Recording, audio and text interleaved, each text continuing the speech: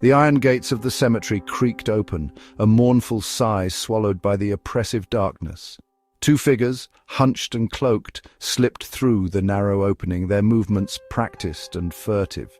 The air hung heavy, thick with the scent of damp earth and decaying flowers, a familiar perfume to their morbid trade. They moved with a grim efficiency, their shovels glinting dully under the sliver of a waning moon that occasionally peeked through the dense cloud cover. Years of practice had honed their senses, allowing them to navigate the labyrinthine rows of tombstones with an almost instinctual understanding of the cemetery's silent geography. They sought fresh graves, the newly interred, their earthly shells still relatively intact, fetching a higher price from the eager anatomists at the city's medical schools. Tonight's target was a recent addition, a prominent merchant laid to rest only days prior.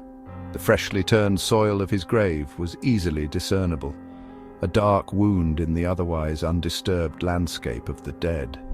They worked in silence, their rhythmic digging the only sound besides the rustling of unseen creatures in the overgrown grass and the distant hoot of an owl. Each scoop of earth felt heavy, laden with the finality of their actions, yet their greed outweighed any lingering sense of unease. The deeper they dug, the colder the air became, a chill that seeped through their thick coats and settled deep in their bones. The smell of damp wood began to permeate the air, the unmistakable scent of a coffin. Their pace quickened, anticipation mingling with a growing sense of urgency. Finally, the edge of the wooden box was revealed, dark and solid against the loose soil. With careful leverage, they pried open the heavy lid, the groan of protesting wood echoing in the stillness. Inside, nestled in satin and lace, lay their prize. He was a man of obvious wealth, dressed in a fine suit, his hands folded neatly across his chest. His face, though pale, still held a semblance of life, the rigor mortis having only just begun to set in. They grunted as they wrestled the heavy corpse from its resting place, their movements clumsy in their haste. The weight was substantial, a stark reminder of the life that had so recently filled this now inert form. They dragged him unceremoniously across the damp earth towards their waiting cart, its wooden wheels groaning under the strain. As they heaved the well-dressed gentleman onto the cart, his head lolled to the side, revealing the pale expanse of his closed eyelids. For a moment an unsettling stillness descended upon the cemetery, the usual nocturnal sounds seeming to hold their breath. Then, with a sharp, almost imperceptible snap, the man's eyes flickered open. The grave robbers froze, their breath catching in their throats. In the dim moonlight, the eyes that stared back at them were not the vacant, milky orbs of the dead. They were wide, alert, and filled with a chilling awareness. A low groan rumbled from the corpse's chest, a sound that seemed to claw its way out from the depths of the grave. Slowly, agonizingly, the dead man's fingers began to twitch. They were pale and stiff, yet they moved with a disturbing purpose, stretching and flexing as if awakening from a long slumber. One hand, its nails long and yellowed, reached out, its decayed flesh brushing against the rough fabric of one of the robber's coats. Panic seized the two men. This was not the quiet, inert body they had expected. This was something else, something unnatural. They stumbled backward, their shovels clattering to the ground, their eyes wide with terror. But the horror was only just beginning.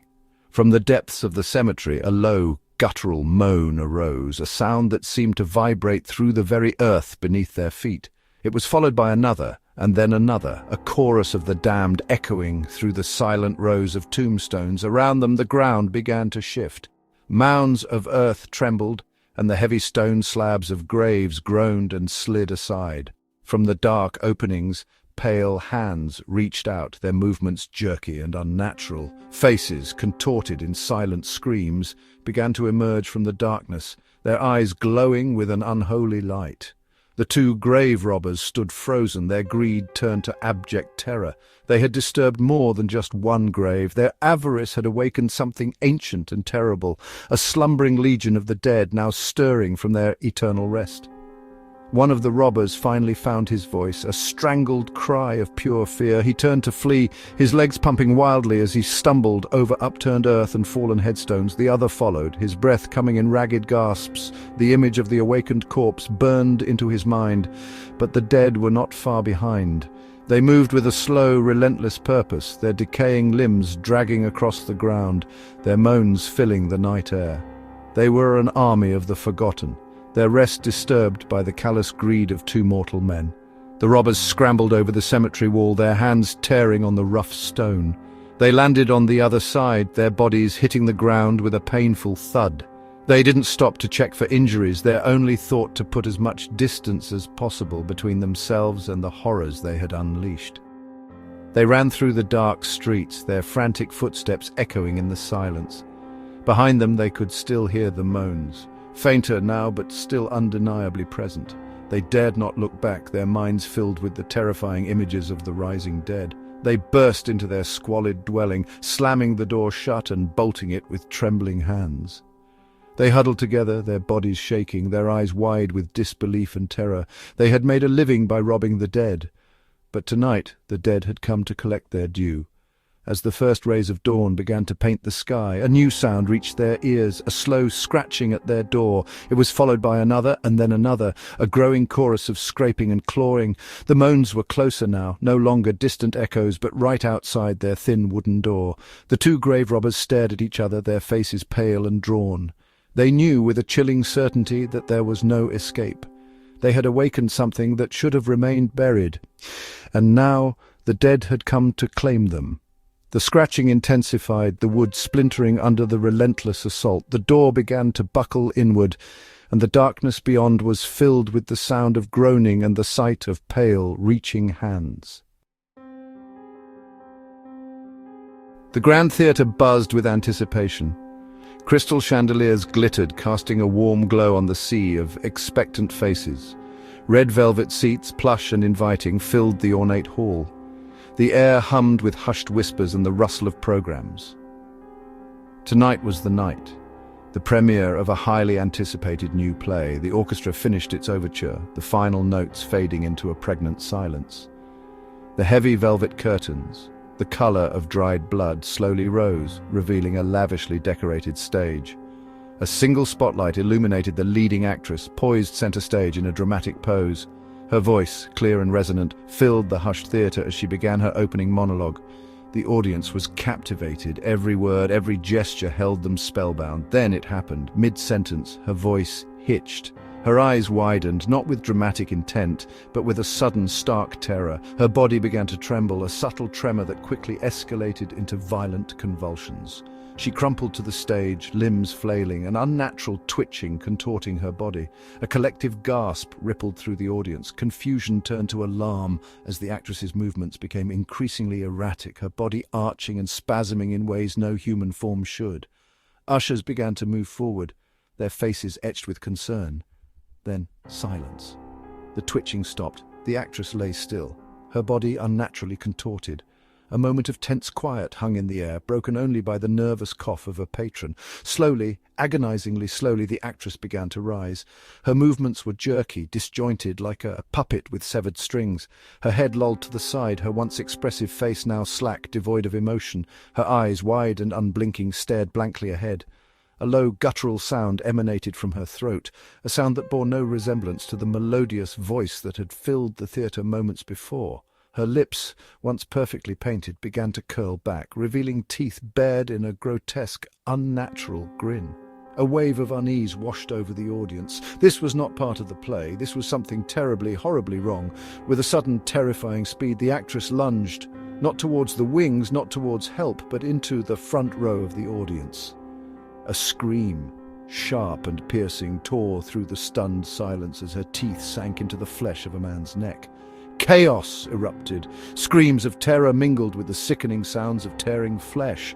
The audience, a moment ago a picture of refined elegance, became a panicked mob, scrambling over seats, desperate to escape the unimaginable horror unfolding before them. The infected man, his eyes now glazed over with the same vacant stare as the actress, rose and began to attack those around him. The infection spread with terrifying speed. A bite, a scratch, and another member of the audience would succumb, their bodies contorting, their faces twisting into the same grotesque grin. The once grand theatre became a slaughterhouse. The plush red velvet seats were stained with gushing blood. The ornate carpets became slick with it. The air, once filled with the promise of art, now reeked of fear and death. The ushers, initially trying to help, were quickly overwhelmed. Some were infected, their helpful hands turning into instruments of death. Others fled in terror, abandoning the doomed patrons to their horrifying fate. The heavy velvet curtains, once a symbol of theatrical grandeur, became a backdrop to unimaginable carnage. The crystal chandeliers, still casting their warm glow, reflected scenes of unimaginable horror. As the infection spread, the infected began to spill out of the theatre doors, their vacant eyes and grotesque grins a terrifying spectacle against the backdrop of the opulent building. They stumbled onto the busy London streets, their unnatural movements and guttural moans causing immediate panic. Pedestrians screamed and scattered, their initial confusion quickly turning to stark terror as they witnessed the horrifying reality of the infected. The elegant thoroughfare outside the theatre became a scene of pandemonium as the infected lunged and bit, adding to their growing ranks. The sounds of the city, once a symphony of traffic and human activity, were now punctuated by screams of terror and the sickening sounds of the infected feeding. The red double-decker buses, iconic symbols of London, became potential mobile vectors of the spreading plague. The infection spread like wildfire through the city.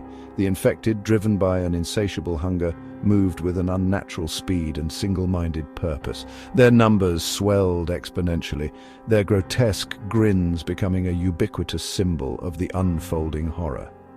The grand buildings of London, its historic landmarks and bustling streets, became the hunting grounds of the infected. The familiar sights of the city were now tainted by the terrifying presence of the undead. The once vibrant heart of London was rapidly transforming into a desolate wasteland, haunted by the shuffling figures of the infected.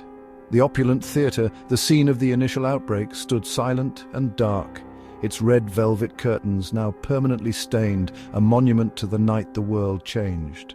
The infection, born within its walls, had spilled out and consumed the city, leaving behind a terrifying silence broken only by the moans of the undead. The chandeliers of the grand ballroom glittered, their light reflecting off the polished marble floor and the shimmering silks of the assembled guests. Laughter and the lilting melody of the waltz filled the air as couples twirled across the vast space. Young Lady Annalise Tremaine, radiant in a gown of pale blue, moved with effortless grace in the arms of her suitor, Lord Harrington. Their steps were perfectly synchronized, their smiles bright and carefree. Then, mid-turn, her smile faltered. Her hand, resting on Lord Harrington's arm, tightened with an unnatural grip. He glanced down, concern creasing his brow, but before he could speak, Annalise stumbled. Her knees buckled and she collapsed onto the gleaming floor, her blue gown pooling around her like a fallen sky. A collective gasp rippled through the ballroom. The music faltered, then ceased altogether. Lord Harrington knelt beside her, calling her name, his voice laced with panic. Attendants rushed forward, their hushed whispers adding to the growing unease. Annalise lay still, her eyes closed, her complexion strangely pale. Then, a subtle shift. The colour drained further from her face, leaving her skin an unsettling shade of grey, like weathered stone. A low moan escaped her lips, a sound that seemed to emanate from deep within her chest. Her eyelids fluttered open, revealing eyes that were no longer the soft blue they had been moments before, but a milky, opaque white. A tremor ran through her body, escalating into violent spasms. Her limbs jerked and contorted, and then came the sound, a sharp cracking sound like dry twigs snapping underfoot. It came from within her, a chorus of pops and clicks that sent shivers down the spines of the onlookers. Her back arched, her spine audibly protesting as it bent at an impossible angle. Her family, alerted by the commotion, pushed through the throng of horrified guests. Her mother, Lady Beatrice, her face a mask of terror, reached for her daughter. But as her hand approached, Annalise lurched upwards with a speed that defied her previous stillness. Her movements were jerky, unnatural, like a puppet with tangled strings. Her bones continued their gruesome symphony, cracking and shifting as she moved. Her jaw seemed to unhinge, stretching wider than humanly possible. A guttural growl, devoid of any recognizable human sound, rumbled in her throat. Ignoring the cries of her father and brothers, Annalise lunged. Her target was her mother, the woman who had held her as a baby, who had guided her through her first dance. Now, her eyes, those vacant white orbs, fixed on Lady Beatrice with a horrifying hunger, her teeth which seemed to have elongated and sharpened in the blink of an eye, sank into the soft flesh of her mother's shoulder. A scream, raw and piercing, tore through the stunned silence of the ballroom. Blood, a stark contrast to Annalise's grey skin and her mother's elegant gown, blossomed around the wound. Lady Beatrice crumpled, her own scream abruptly cut short by a strangled gasp. Her husband and sons surged forward, trying to pull Annalise away, but her grip was unnaturally strong. Her teeth remained locked, tearing and rending. The sight of blood, the horrifying sounds of the attack, shattered the remaining composure of the guests. Screams erupted, a cacophony of pure terror. People stumbled backward, desperate to escape the horrifying spectacle unfolding before them. But the horror was far from over.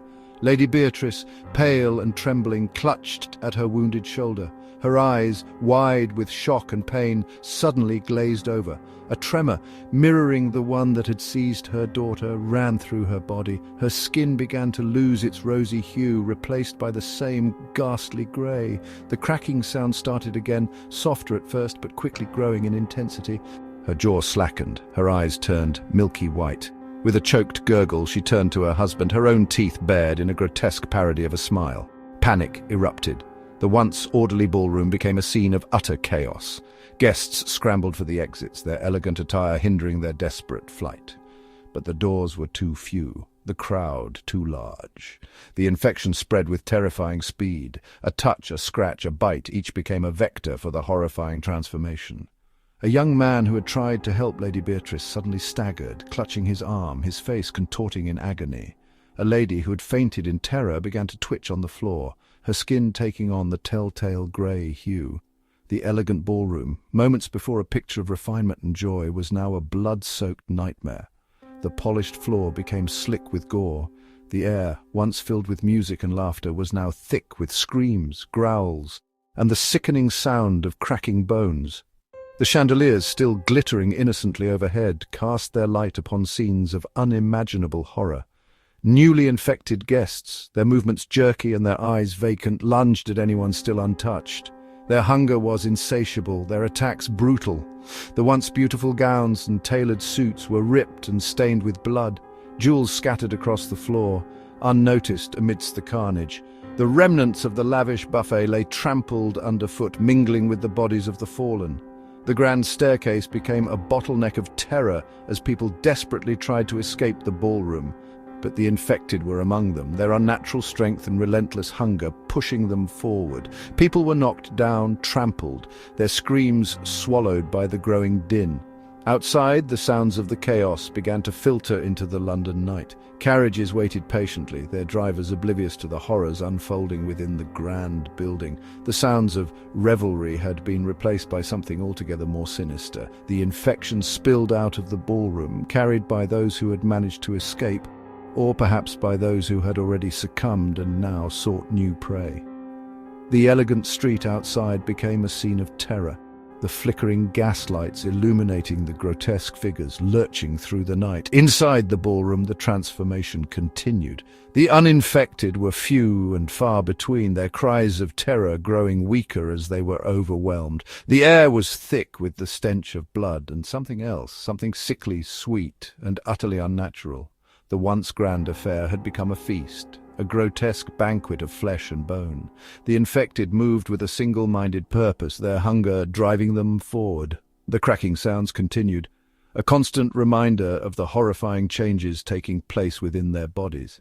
As the night wore on, the sounds from the ballroom began to subside.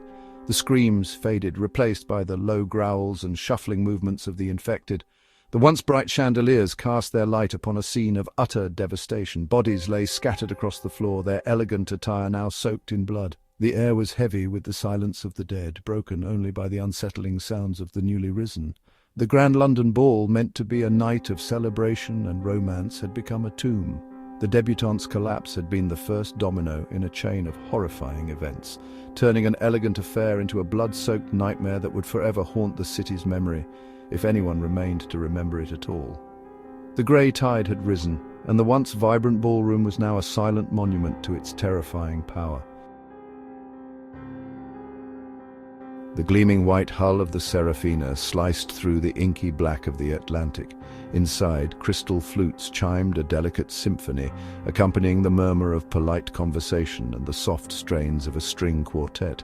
Chandeliers dripped light onto polished mahogany, and the shimmering gowns of the elite gathered for a voyage promising the height of luxury en route to the romantic allure of Paris. Champagne flowed like water, each sip a testament to their privileged existence. Below decks, in the cramped and less opulent quarters, a different scene was unfolding. A cough, ragged and persistent, echoed in the narrow corridor. A man, his face pale and clammy, shivered beneath thin blankets. He'd boarded with a mild illness, dismissed as a common cold by the ship's physician, but the fever had spiked, his skin now bearing a disturbing greyish hue. His breathing grew shallow, then stopped. A steward making his rounds found him still, his eyes wide and unseeing. A routine check, a sad but unremarkable event on a vessel carrying so many souls, but then a tremor, a slight twitch in the dead man's hand. The steward, startled, leaned closer. The fingers, unnaturally stiff, curled inward. The eyes, moments before vacant, now held a disturbing flicker.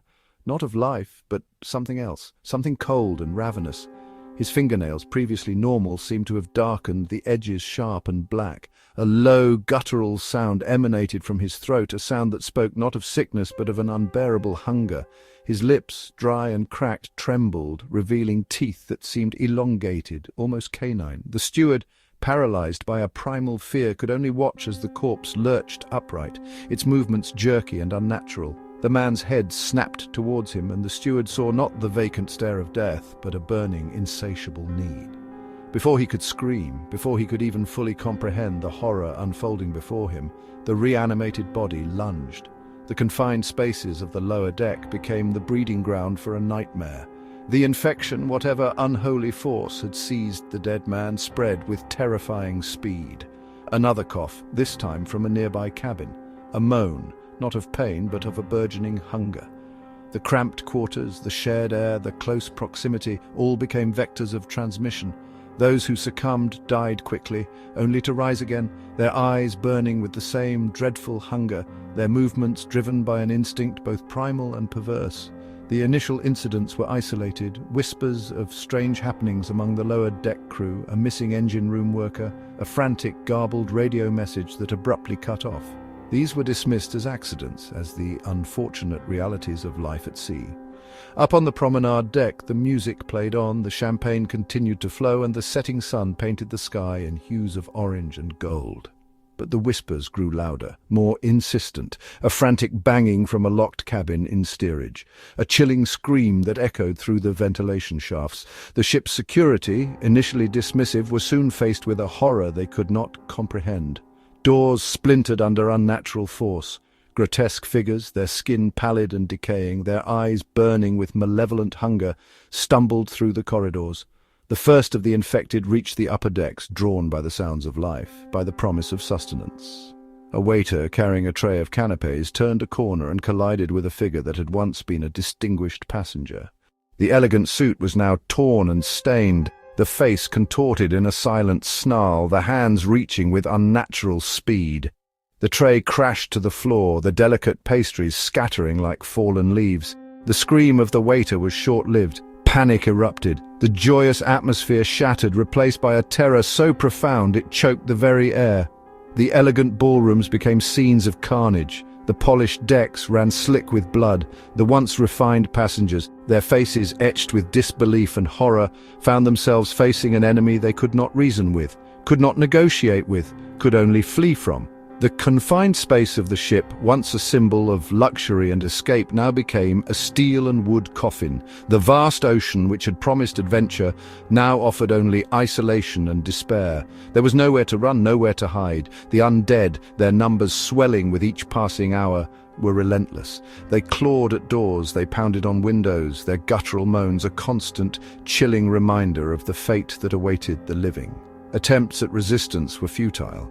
The ship's security, armed with nothing more than batons and a few outdated firearms, were quickly overwhelmed. The officers on the bridge, their faces pale and drawn, could only watch in horror as the ship descended into chaos. Sending out a distress signal felt like a cruel joke. Who would come to their aid? And even if they did, what hope was there against this tide of the undead?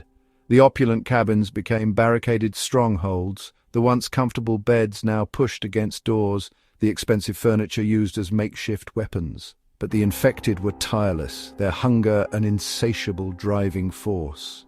They clawed and scratched, their blackened fingernails leaving trails of gore on the polished wood. Slowly, inexorably, they breached the defences. The sounds of the ship transformed into a symphony of horror. The rhythmic thrum of the engines was drowned out by the moans of the undead, the screams of the dying, the sickening thud of bodies hitting the deck. The once elegant dining hall became a charnel house, overturned tables and chairs scattered amongst the dismembered remains of those who had sought refuge there. Days bled into nights, marked only by the relentless spread of the infection and the dwindling number of survivors. Hope, once a flickering flame, was extinguished, replaced by a cold, gnawing despair. The survivors, their faces gaunt and hollow-eyed, moved through the ship like ghosts, haunted by the memories of what was and the certainty of what was to come. The once luxurious Serafina became a floating tomb, adrift on the vast and unforgiving ocean. The elegant decks were now stained with blood and littered with the decaying bodies of the infected. The grand ballrooms echoed with the moans of the undead, their hunger never sated. The crystal chandeliers, once symbols of elegance, now cast an eerie light on the gruesome tableau below. The ship sailed on, a ghost ship carrying its silent, ravenous cargo. The lights flickered and died one by one until only darkness remained. The vast ocean stretched out in all directions, indifferent to the horror that unfolded within the confines of the once proud liner.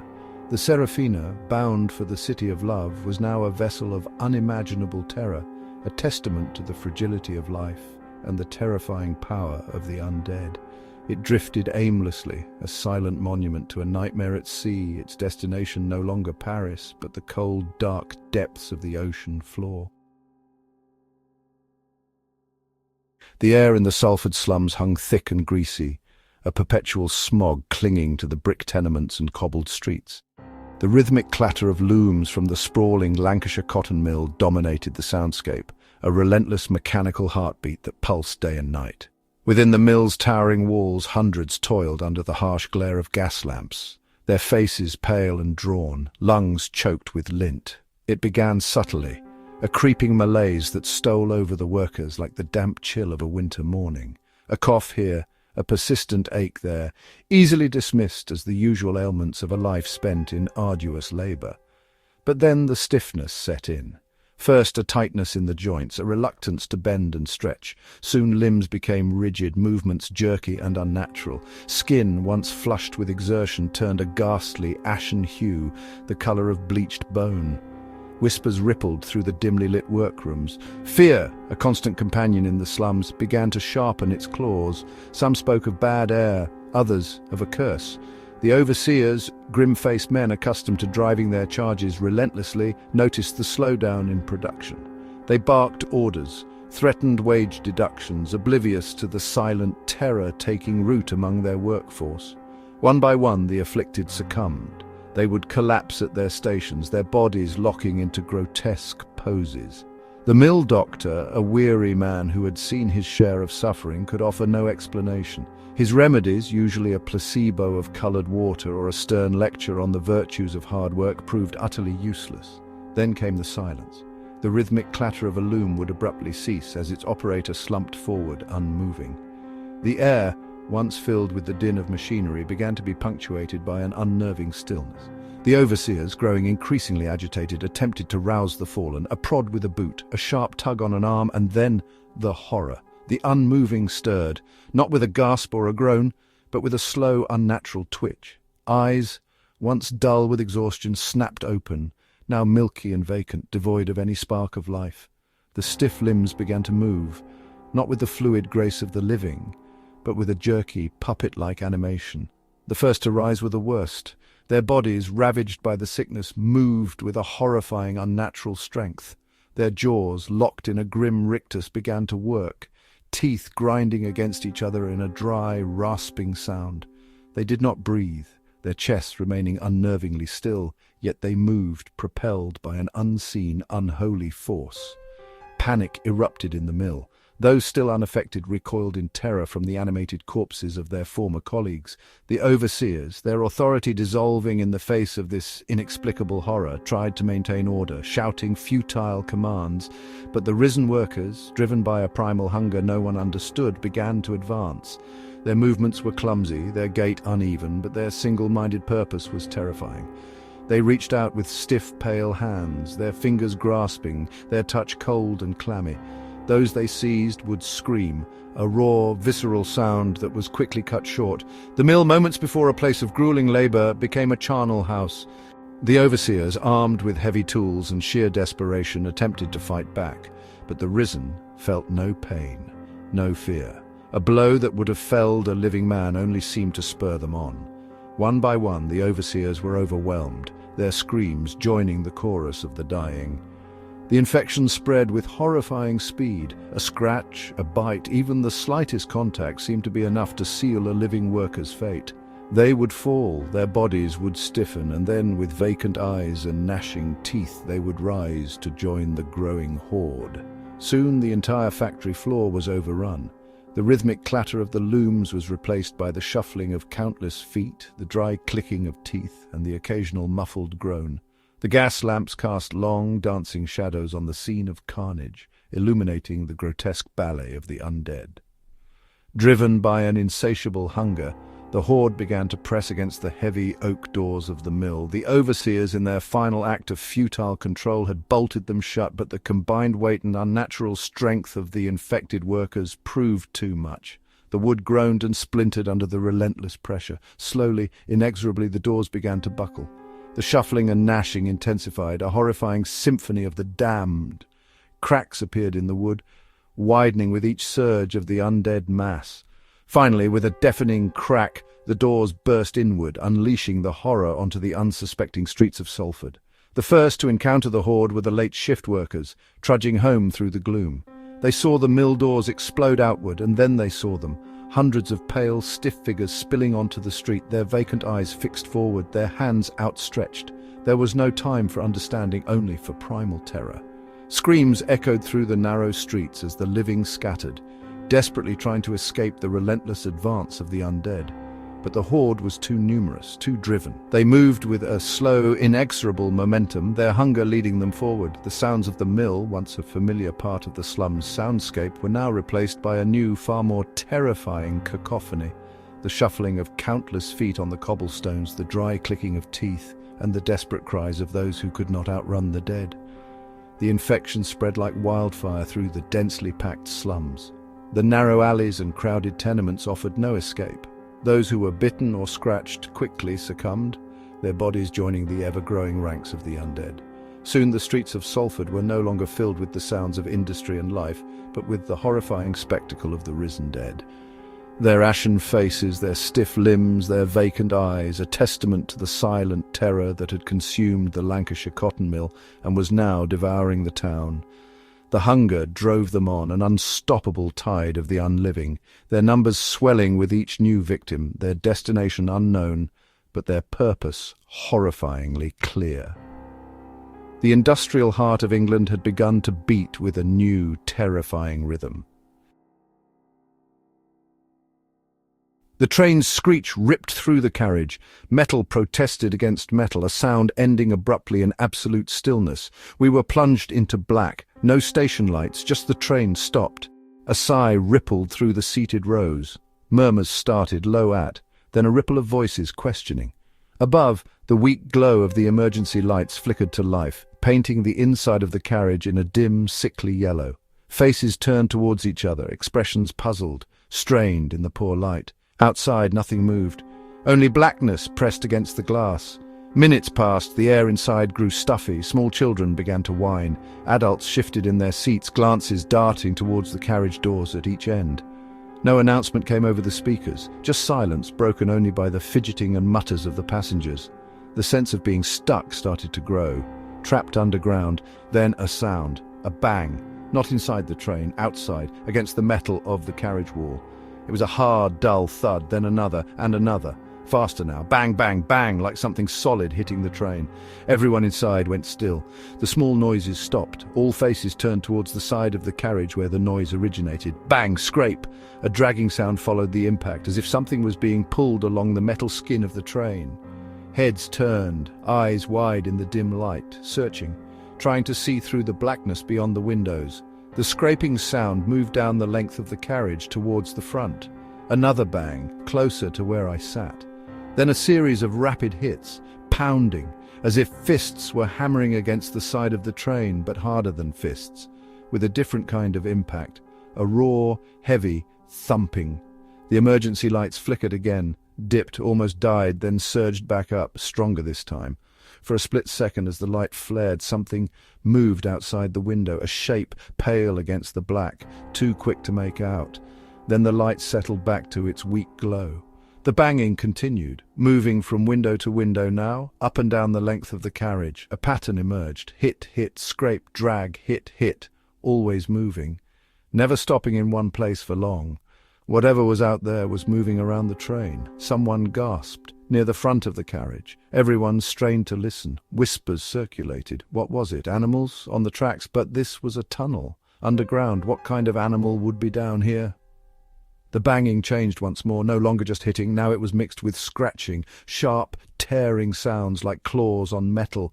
The scratching grew more frantic, more insistent. It was close to my window now, just on the other side of the glass. I dared to lean forward, press my face close to the cold window, peered out into the black. The emergency light near my seat flickered again, and in that brief, bright flash I could see.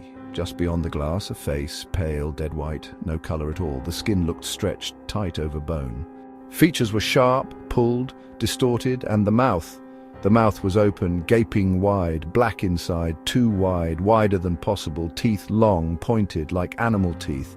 The eyes were open too, but they were milky, white, no pupil, no life, just white, staring, and it was pressed right against the window.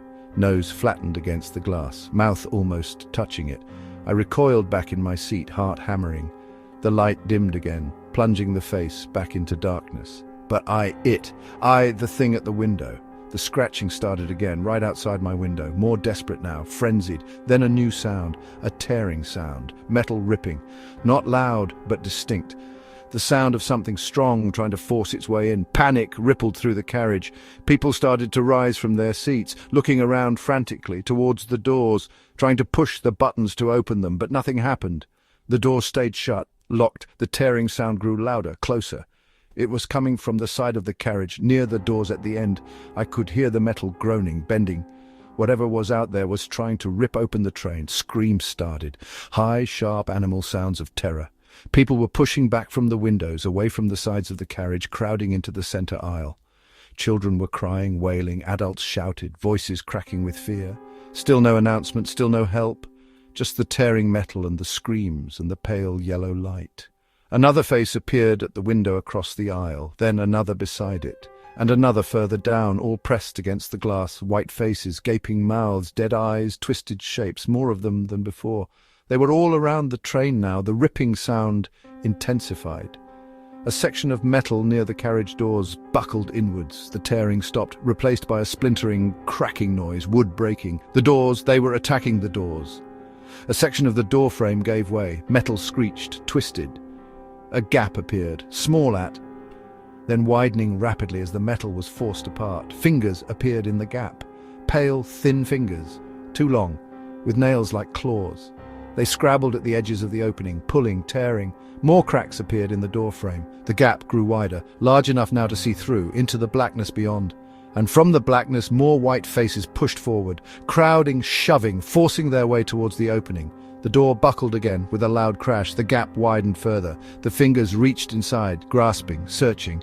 Then a head, squeezed through the opening. White face, black mouth, milky eyes. It turned its head, looking into the carriage. At us. Another head appeared, then another, pushing, wriggling, forcing themselves through the gap in the doors. The sounds of tearing metal and splintering wood filled the carriage. The screams of the passengers were deafening. There was nowhere to go, nowhere to run. They were inside. The pickaxe struck something hollow, not rock, a different sound, deeper. We stopped, lamps held high, dust danced in the beams. For weeks we'd been digging, following the seam. This felt different. The wall gave way with a groan. A rush of stale air, cold and still, hit us. Beyond was a cavern, vast and silent. Our lamps barely touched the edges. Then we saw them, skeletons, dozens, maybe hundreds, chained to the walls, sitting, standing, slumped. Their mouths were stuffed with rough cloth. A few of the lads went in, curious. I stayed back, a bad feeling in my gut. One of the others, young Thomas, started pulling at the cloth in a skeleton's mouth. "Poor devils," he muttered.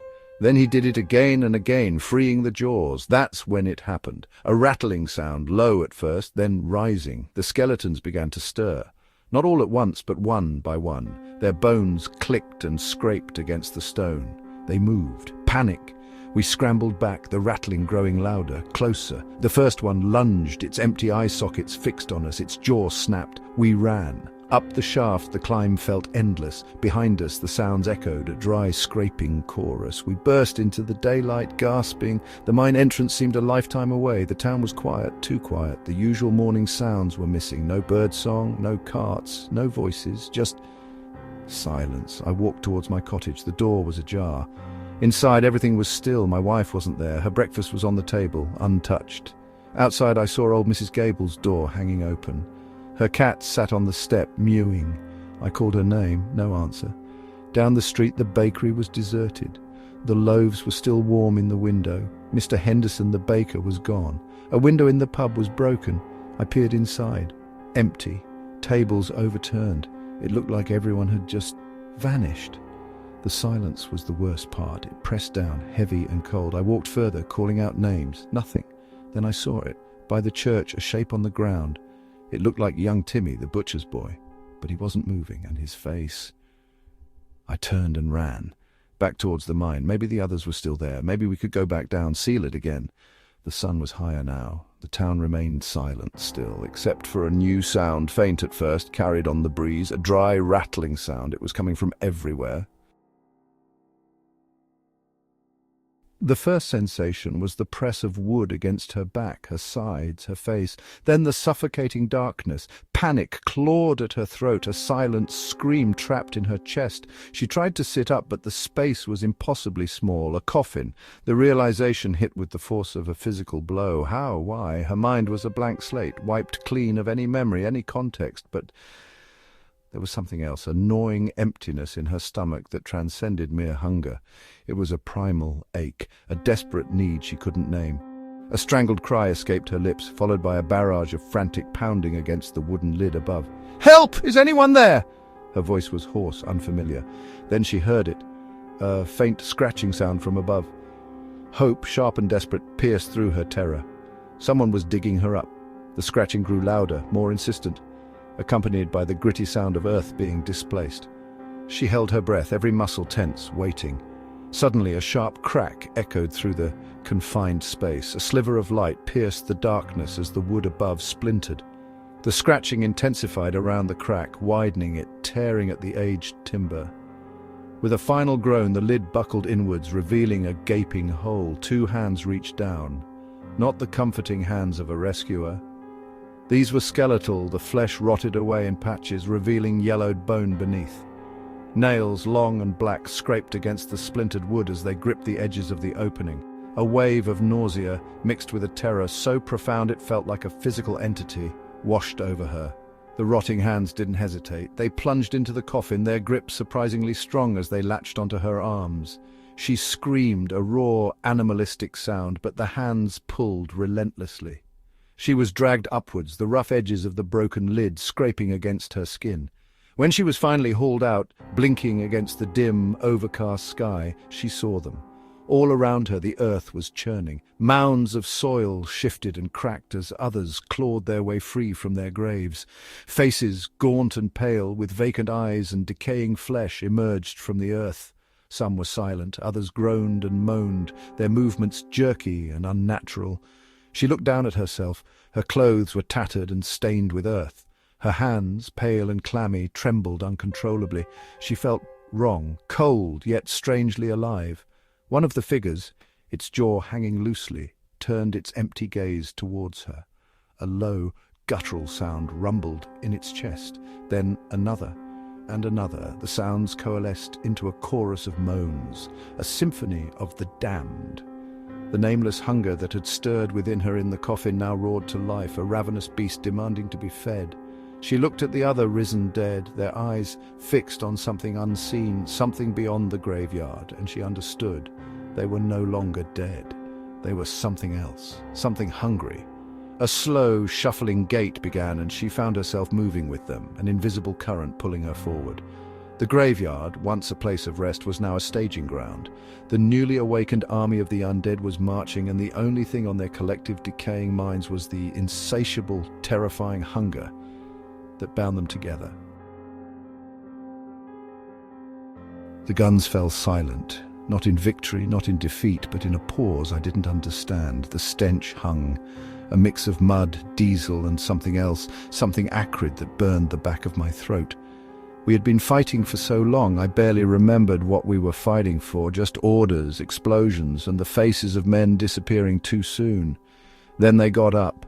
From the churned earth, from the shell craters filled with water and blood, they rose. Not all of them, but enough. Enough to make the remaining blood in my veins run cold. They were the dead, our dead. Their wounds were open. The grey pallor of lifeless skin stretched tight over bone. I recognized faces, men I'd shared a cigarette with, men I'd cursed under my breath for snoring too loud in the trenches. Now they stood. They didn't speak. There was no grand revelation, no vengeful cry. They just stood, swaying slightly like puppets with cut strings reanimated by some cruel puppeteer. Their eyes, vacant and distant, scanned the ravaged landscape. We stood frozen, rifles held slack.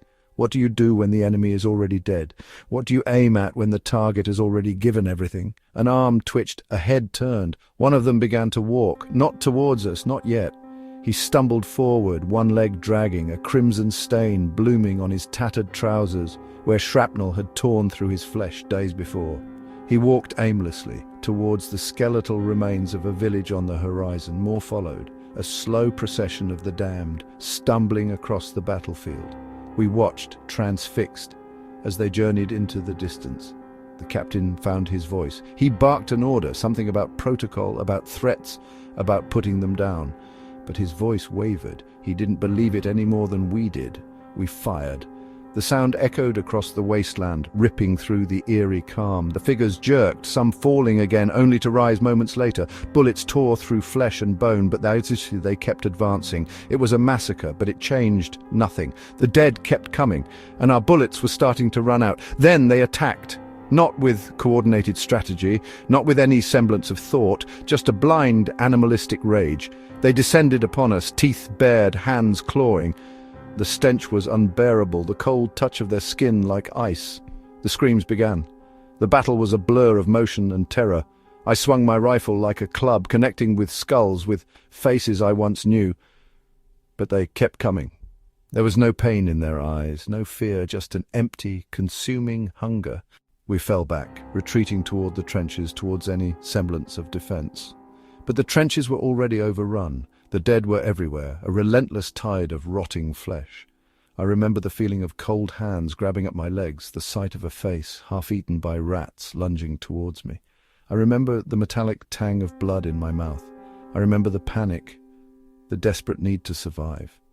Some of us made it back to the command post, not many. We barricaded the doors, piled furniture against the windows, anything to keep them out. From inside, we could hear them. A constant scraping, a low moan that vibrated through the walls. They were patient. They had all the time in the world. Days turned into weeks. We rationed the remaining food and water. The radio was dead. We were alone. The attacks continued, relentless but futile. They threw themselves against the barricades, clawing, biting, trying to get in. The wood splintered, the hinges strained, but so far they hadn't broken through. Then the others started to change. It began with the fever, a burning heat that consumed you from the inside out. Then came the vacant stare, the shuffling gait, the hunger. They were joining them. We tried to stop it, tried to reason with them, but it was no use. The sickness had taken hold. They were no longer human. One morning I woke to find two of my comrades standing over me. Their eyes were glazed, their faces contorted in a silent snarl. I knew what was coming. I ran. I fled into the ruins of the command post, weaving through the debris, dodging the grasping hands of the dead. I climbed to the roof, hoping to find some escape. From the rooftop, I could see the battlefield stretching out before me. It was covered in them, thousands, maybe millions, a sea of rotting flesh, all moving with the same aimless purpose. And more were rising. Even as I watched, figures clawed their way out of the earth, joining the endless horde. The war was over. We had lost. Not to the enemy, but to something far worse, something that defied all logic, all reason, all hope.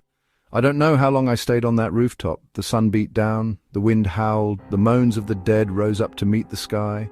Eventually I climbed down. There was nowhere left to run. I walked out into the battlefield, joining the ranks of the damned. I don't know what I'm searching for. I don't know what I'm trying to find. I just walk with the others. The children had become quiet. Not the usual quiet of sleep, but a different sort. They would sit, their small bodies still, staring at nothing. Meals were left untouched. Their eyes, once bright with mischief or sadness, were now dull. It began subtly. A child refusing their pudding, another just sitting, facing the wall.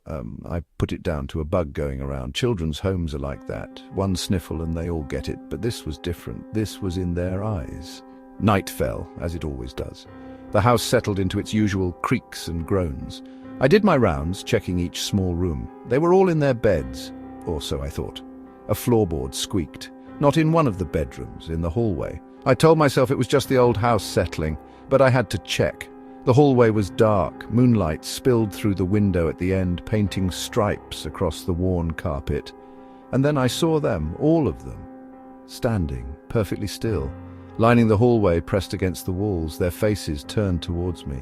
Their eyes were black, not just the pupils. The whole eye, black like empty sockets. Their skin was pale, a greyish white, like wax. They did not breathe. A coldness gripped me, a coldness that had nothing to do with the night air. It was a coldness that came from them, from what they were. They were not children, not anymore. Perhaps they never were. Panic clawed at my throat. I backed away towards the main door. My hand scrabbled for the handle, locked. A small sound came from the children. Not a word, not a cry, just a soft collective sigh. They began to move, slowly. Their small thin arms reaching out. Their fingers were long, their nails brittle and yellowed, decayed. They shuffled towards me, their black eyes fixed, hungry for something I did not have. Something I could not give. The air grew colder, the sighing grew louder. They were all around me now. Their cold, dead hands touched me. I could not scream. I could only stare into the blackness of their eyes as they came closer. The church was cold, not the normal cold of old stone, but a cold that seeped into my bones, a cold that spoke of earth and graves. I walked between the pews, the wood worn smooth by generations of hands. Dusk seeped through the stained glass, painting the floor in fractured colours. They were there, my people, my congregation, but not as they should be. They sat, heads bowed, in their usual places. Mrs. Abernathy in the third row, her floral hat slightly askew. Young Thomas, who always fidgeted, sat still as a statue. Mr. Davies, the baker, his large frame filling the space, all present, all silent. The air grew even colder. A stillness settled over the church, a silence so complete it pressed against my ears. I moved towards the altar, my boots making dull sounds on the stone. The candles had all gone out, leaving the space in gloom. I reached for the box of matches, my fingers shaking. One by one I lit the candles. The tiny flames flickered, revealing their faces. Faces I knew so well, faces I had seen in life, in joy, in sorrow, faces I had blessed. Now they were grey, skin stretched tight over bone, eyes sunk deep into sockets. The scent of earth and decay clawed at my nostrils. They did not stir. I backed away, a knot forming in my stomach. This was not right. This could not be right. These were good people, kind people, people who deserved rest. My hand trembled as I reached for the heavy wooden door to the vestry, sanctuary, a place to think, to pray, a place to understand this nightmare. I turned the handle, the lock clicking, and then they moved, not all at once, but one by one, heads lifting, faces turning, eyes vacant and grey, focusing on me. The silence shattered, replaced by a chorus of creaks and groans, the sounds of old wood protesting. I stumbled back, the icy dread clamping around my heart. The door to the vestry remained open, a dark rectangle in the gloom. my sanctuary, my only escape. But I couldn't move. They were rising now. Slowly, stiffly, bodies emerging from the pews. Mrs. Abernathy, her floral hat tilting crazily. Young Thomas, his limbs moving with unnatural jerks. Mr. Davies, his bulk swaying towards me. I tried to speak, to offer a blessing, a prayer, but my throat was dry, my voice trapped. The words caught, unspoken. They advanced, their feet dragging on the stone floor. The scent of decay grew stronger, filling my lungs, stealing my breath. The door. I had to reach the door. I forced myself to move, each step a monumental effort. The space seemed to stretch, the distance impossible. They were gaining. I could see the details now, the peeling skin, the vacant eyes, the remnants of clothes clinging to rotting flesh. These were not my people, these were mockeries, twisted versions of those I had loved and respected. I reached the vestry door, my fingers grasping the frame. I pulled myself inside, stumbling, falling to the floor. Safe. For a moment, I scrambled to my feet, slamming the door shut, fumbling with the bolt. My hands shook so badly I could barely grip the metal. The bolt slid into place with a loud click. Silence. I leaned against the door, panting, listening. The silence stretched, unbroken. Had they stopped? Had they given up? Hope flickered in my chest. Maybe, just maybe, I was safe. Then I noticed the window, small, high up, but a window nonetheless, and in front of the window a figure. Mr. Davies. His vacant eyes locked onto mine. His face pressed against the glass, distorting his features. He raised a hand, a grey, decaying hand, and tapped on the window. Tap, tap, tap. The sound echoed in the small room, a chilling reminder. I backed away, knocking over a pile of books. They landed with a muffled thud. The tapping continued. Tap, tap, tap. A scratch now joined the tapping, the sound of fingernails scraping against glass. The sound grew louder, more frantic. I sank to the floor, covering my ears. This was not happening. This could not be happening. This was a nightmare, a terrible, waking nightmare. The tapping intensified, becoming a pounding. The window rattled in its frame. Cracks appeared in the glass, spiderwebbing across the surface. I closed my eyes, praying for it to stop, praying for release, praying for salvation. The window shattered. Fragments of glass rained down on me as Mr. Davies reached through the opening, his decaying fingers grasping, searching. I screamed. A sound lost in the confines of the vestry. His hand found my face, his cold, dead fingers pressing against my skin. Then I knew there was no escape, there was no sanctuary, there was only this cold, this dread, this... I felt other hands now, reaching through the shattered window. Mrs. Abernathy, her floral hat gone, her face a mask of decay. Young Thomas, his eyes vacant, his limbs moving with unnatural precision. They were all there, reaching, waiting. I closed my eyes. The city was a choked artery, its lifeblood replaced by a sluggish, moaning tide. He'd driven for hours, the rearview mirror a constant reel of grasping hands and vacant eyes. The freeway had offered a sliver of hope, a concrete ribbon promising escape, but now it was just another cage. A tangle of abandoned vehicles choked the overpass, a metallic graveyard stretching as far as he could see in both directions. Dozens of others had found themselves in the same predicament, their faces etched with exhaustion and fear. They huddled in their cars, on hoods, anywhere they could find a space amidst the stalled metal. A fragile silence hung in the air, punctuated only by the distant, guttural sounds that had become the city's grim soundtrack. Then it began, a low, collective moan, echoing from the darkness of the tunnels beneath the overpass. It grew steadily louder, a chorus of the damned rising from the depths. Headlights flickered to life in the tunnels, not the steady beams of vehicles, but jerky, uneven glows. From the tunnel mouths they emerged, not running, but crawling, hundreds of them, an inexorable wave of rotting flesh and tattered clothes, dragging themselves onto the concrete supports of the overpass. Their moans intensified, a deafening symphony of hunger. Panic rippled through the stranded survivors. Some screamed, others sobbed silently. A few tried to start their cars, the futile cranking of engines swallowed by the rising tide of undead sound. The first of the creatures reached the overpass surface. Their gaunt hands scrabbled for purchase on the rough concrete. One by one, they pulled themselves up, their vacant eyes fixed on the terrified figures above. A woman near the edge screamed as a pair of hands latched onto her leg. She clawed at the asphalt, her cries abruptly cut short as she was dragged over the side, disappearing into the writhing mass below. The sickening sounds of tearing flesh and snapping bones drifted upwards. Another survivor, a young man who had been sitting on the hood of his car, was next. A dozen hands reached for him, pulling him down into the throng. His desperate struggles were brief, his screams fading into the collective moans. The man watched in horror, his own body frozen with terror. There was nowhere to run. The zombies were everywhere, an unstoppable tide flowing up and over the concrete barrier. A child's whimper pierced the air before being abruptly silenced. The sounds of the feast grew louder, more frenzied. He felt a tug on his ankle. A cold, dead hand had found him.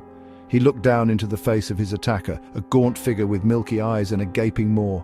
The last thing he saw was the flash of teeth before he was pulled into the darkness, his own scream joining the chorus of the damned. The overpass, once a symbol of escape, became a feeding ground, the moans of the living swallowed by the insatiable hunger of the dead. The coastal town, nestled against the churning grey of the sea, shuddered under the assault of the sirens. Their wails, usually a harbinger of maritime mishap, now screamed of a different, more terrestrial terror. The wind, a living entity, clawed at the buildings, rattling window panes and tearing at loose shingles. Doors slammed shut, and the rhythmic thud of hammers echoed through the streets as residents desperately boarded up their homes. They braced for the storm, for the inevitable surge of the ocean, unaware of the true horror brewing beneath the surface. The rain began as a drizzle, then escalated into a torrential downpour.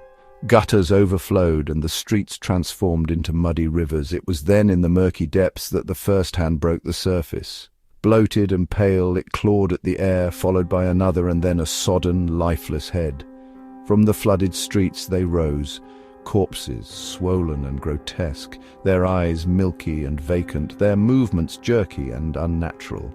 They shambled forward, drawn by an unseen instinct towards any flicker of life. In a small house near the harbour, a father and daughter retreated to the attic. The wooden stairs groaned under their weight as they ascended, the sounds of the storm a deafening symphony outside. They huddled together, watching as the water level in the street below steadily climbed. Soon, the first wet thuds against the side of the house began. A low, guttural moan drifted up from the rising waters. Then, a scraping sound like fingernails on wood started just below their window.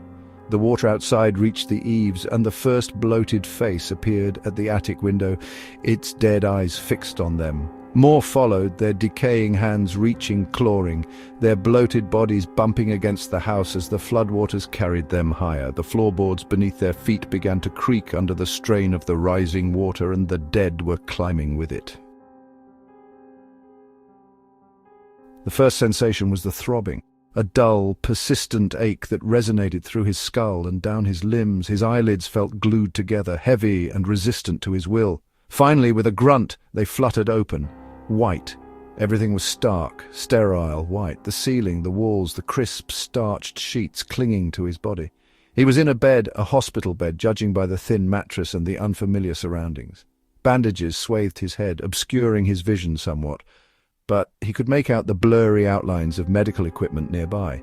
Disorientation clung to him like a shroud. He couldn't recall how he'd gotten here, or even his own name. Panic began to prickle at the edges of his awareness. Then he heard it, a sound that sliced through the oppressive silence of the room, wet, slapping. It echoed from somewhere down the hallway, a rhythmic, sickening thud that made the hairs on the back of his neck stand on end. Driven by a morbid curiosity and a desperate need to understand his situation, he swung his legs over the side of the bed. The movement sent a jolt of pain through his body, but he ignored it. He was unsteady, his limbs weak and unfamiliar, but he managed to stand. He shuffled towards the door, his bare feet padding softly on the linoleum floor. The hallway was dimly lit, casting long, distorted shadows that danced with his every movement. The slapping sound grew louder, closer. He reached the doorway and peered out. The sight that greeted him stole his breath. Bodies, littering the floor like discarded dolls. Some were twisted at unnatural angles, others lay still, their faces pale and vacant. A wave of nausea washed over him, then a flicker of movement. At the far end of the hall, a figure stirred. It was a nurse, her white uniform stained with dark, viscous patches. Her head lolled to one side, and as she turned towards him, he saw the horrifying extent of her injuries. Her jaw was half missing, exposing teeth and raw flesh. A guttural sound escaped her throat, a wet, gargled snarl that sent a shiver down his spine. She began to move towards him, her gait jerky and uneven, the source of the sickening slapping sound now horrifyingly clear. From the shadows of doorways and alcoves, more figures began to stir. Doctors, patients, their forms disfigured and their eyes vacant, turned their attention to him.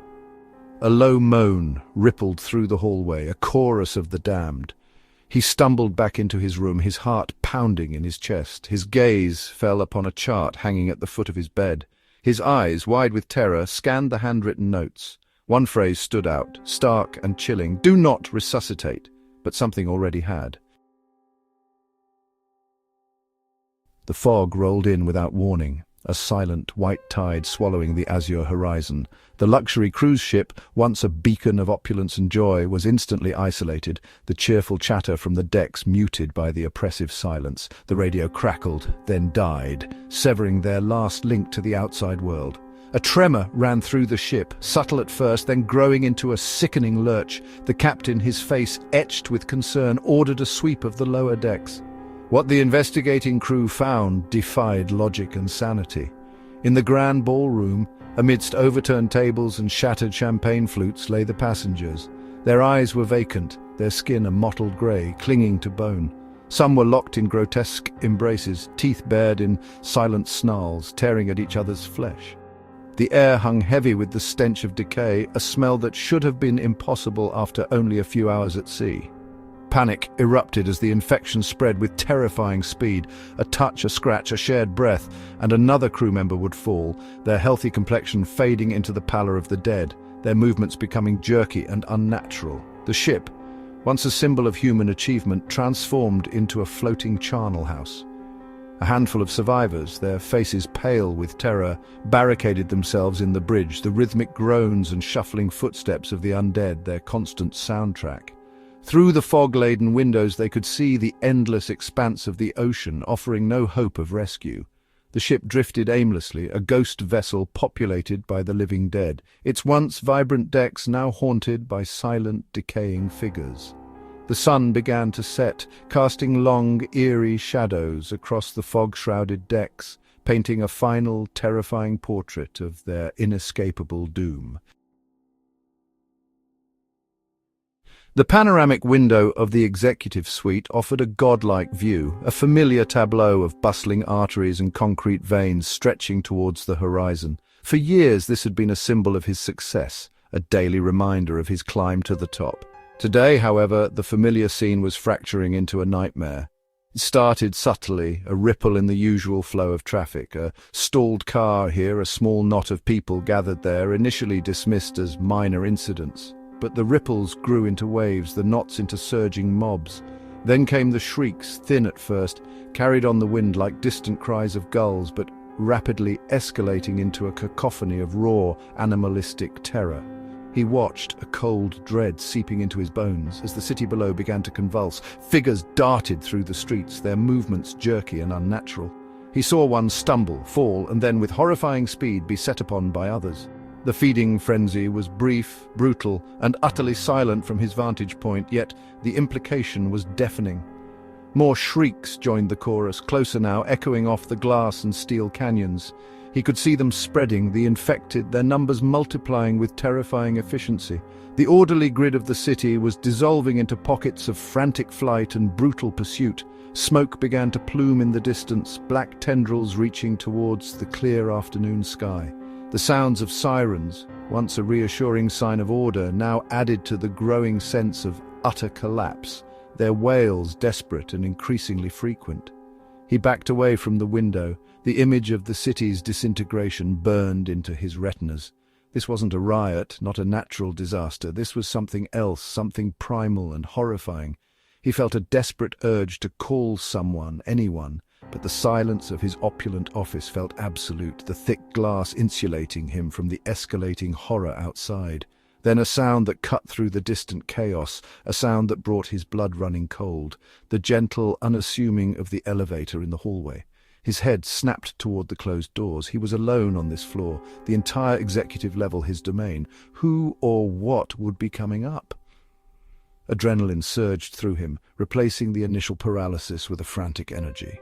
He scanned the office for anything he could use. The heavy mahogany desk, a symbol of his authority, now seemed a flimsy barrier. He shoved it against the double doors leading to the hallway, the polished wood scraping against the carpet. It wouldn't hold for long, but it was something. Next, the inner office door, leading to his private bathroom and a small, rarely used kitchenette. He wedged a heavy armchair beneath the handle, another meager attempt to buy time. His breath came in ragged gasps, his heart hammering against his ribs. He pressed his ear against the cool wood of the hallway door, straining to hear anything over the distant screams. Silence. The elevator hadn't moved. He retreated further into the office, his eyes darting around, searching for another escape, another layer of defense. The windows were sealed shut, designed for climate control and security, now feeling like a gilded cage. Suddenly, the lights flickered, plunging the office into momentary darkness before sputtering back to life. A low hum filled the air, the sound of the building's emergency generators kicking in, and then a piercing, insistent wail erupted from the hallway. The emergency exit alarm. His blood ran cold. The alarm meant a breach somewhere in the building. It meant they were inside. He stumbled back, his mind racing. The stairs, that was the only other way. But they would be on the lower floors, surely. The thought of descending into that chaos was unbearable. He looked up, his gaze drawn to the ceiling. Above him lay another floor, and another stretching all the way to the top of the towering skyscraper. His office was near the summit, a testament to his ambition. Now that height might be his only salvation. He flung open the door to the small kitchenette, grabbing a heavy fire extinguisher from the wall. It was a clumsy weapon, but it was all he had. He hesitated for a fraction of a second, a wave of disbelief washing over him. This couldn't be happening. This was the world of nightmares, not his meticulously ordered reality. But the insistent blare of the alarm and the distant guttural shrieks echoing up the elevator shaft shattered any remaining illusion. He had to move. He burst out of his office and into the deserted executive floor lobby. The silence here was unnerving, broken only by the shrill alarm. He raced towards the stairwell door, fumbling with the heavy handle. It swung open with a groan, revealing a dimly lit concrete stairwell. He plunged inside, the heavy door slamming shut behind him, momentarily muffling the relentless alarm.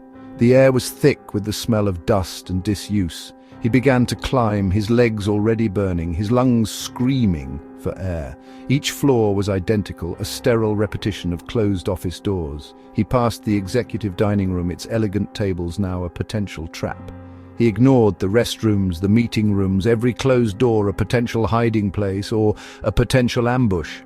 The higher he climbed, the fainter the sounds from the city below became, but the alarm remained a constant, maddening companion.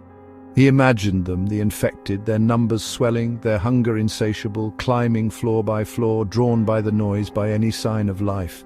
He reached the floor above his own, his legs heavy, his breath coming in ragged gasps. He risked a glance down the stairwell. Nothing, but the silence felt pregnant with menace. He continued his ascent, floor after floor blurring into a monotonous cycle of concrete and steel. His initial panic had morphed into a grim determination. He wouldn't give up. He would keep climbing as long as his legs would carry him. He passed the engineering floor, the server rooms humming with a life of their own, oblivious to the chaos engulfing the world outside. He passed the legal department, the marketing division, each floor a ghost of its former activity. The higher he went, the more the signs of the building's own infection became apparent. A discarded briefcase lay open on the 10th floor landing, its contents spilled across the concrete. On the 15th, a smear of dark liquid stained the wall. On the 20th, a single torn shoe lay abandoned in the middle of the stairwell. These were not signs of a normal evacuation. These were remnants of a desperate struggle, of a terrifying flight. He pressed on, his body screaming in protest, his mind focused solely on the next flight of stairs, the next floor. He had lost track of time, lost track of how many floors he had climbed. The air grew colder, the silence on the upper levels broken only by his own ragged breathing and the distant, muffled alarm. He reached a floor that felt different. The air was still heavy. The emergency lights flickered erratically, casting long, dancing shadows. This floor housed the building's observation deck, usually a place of breathtaking views, now radiating an aura of profound unease.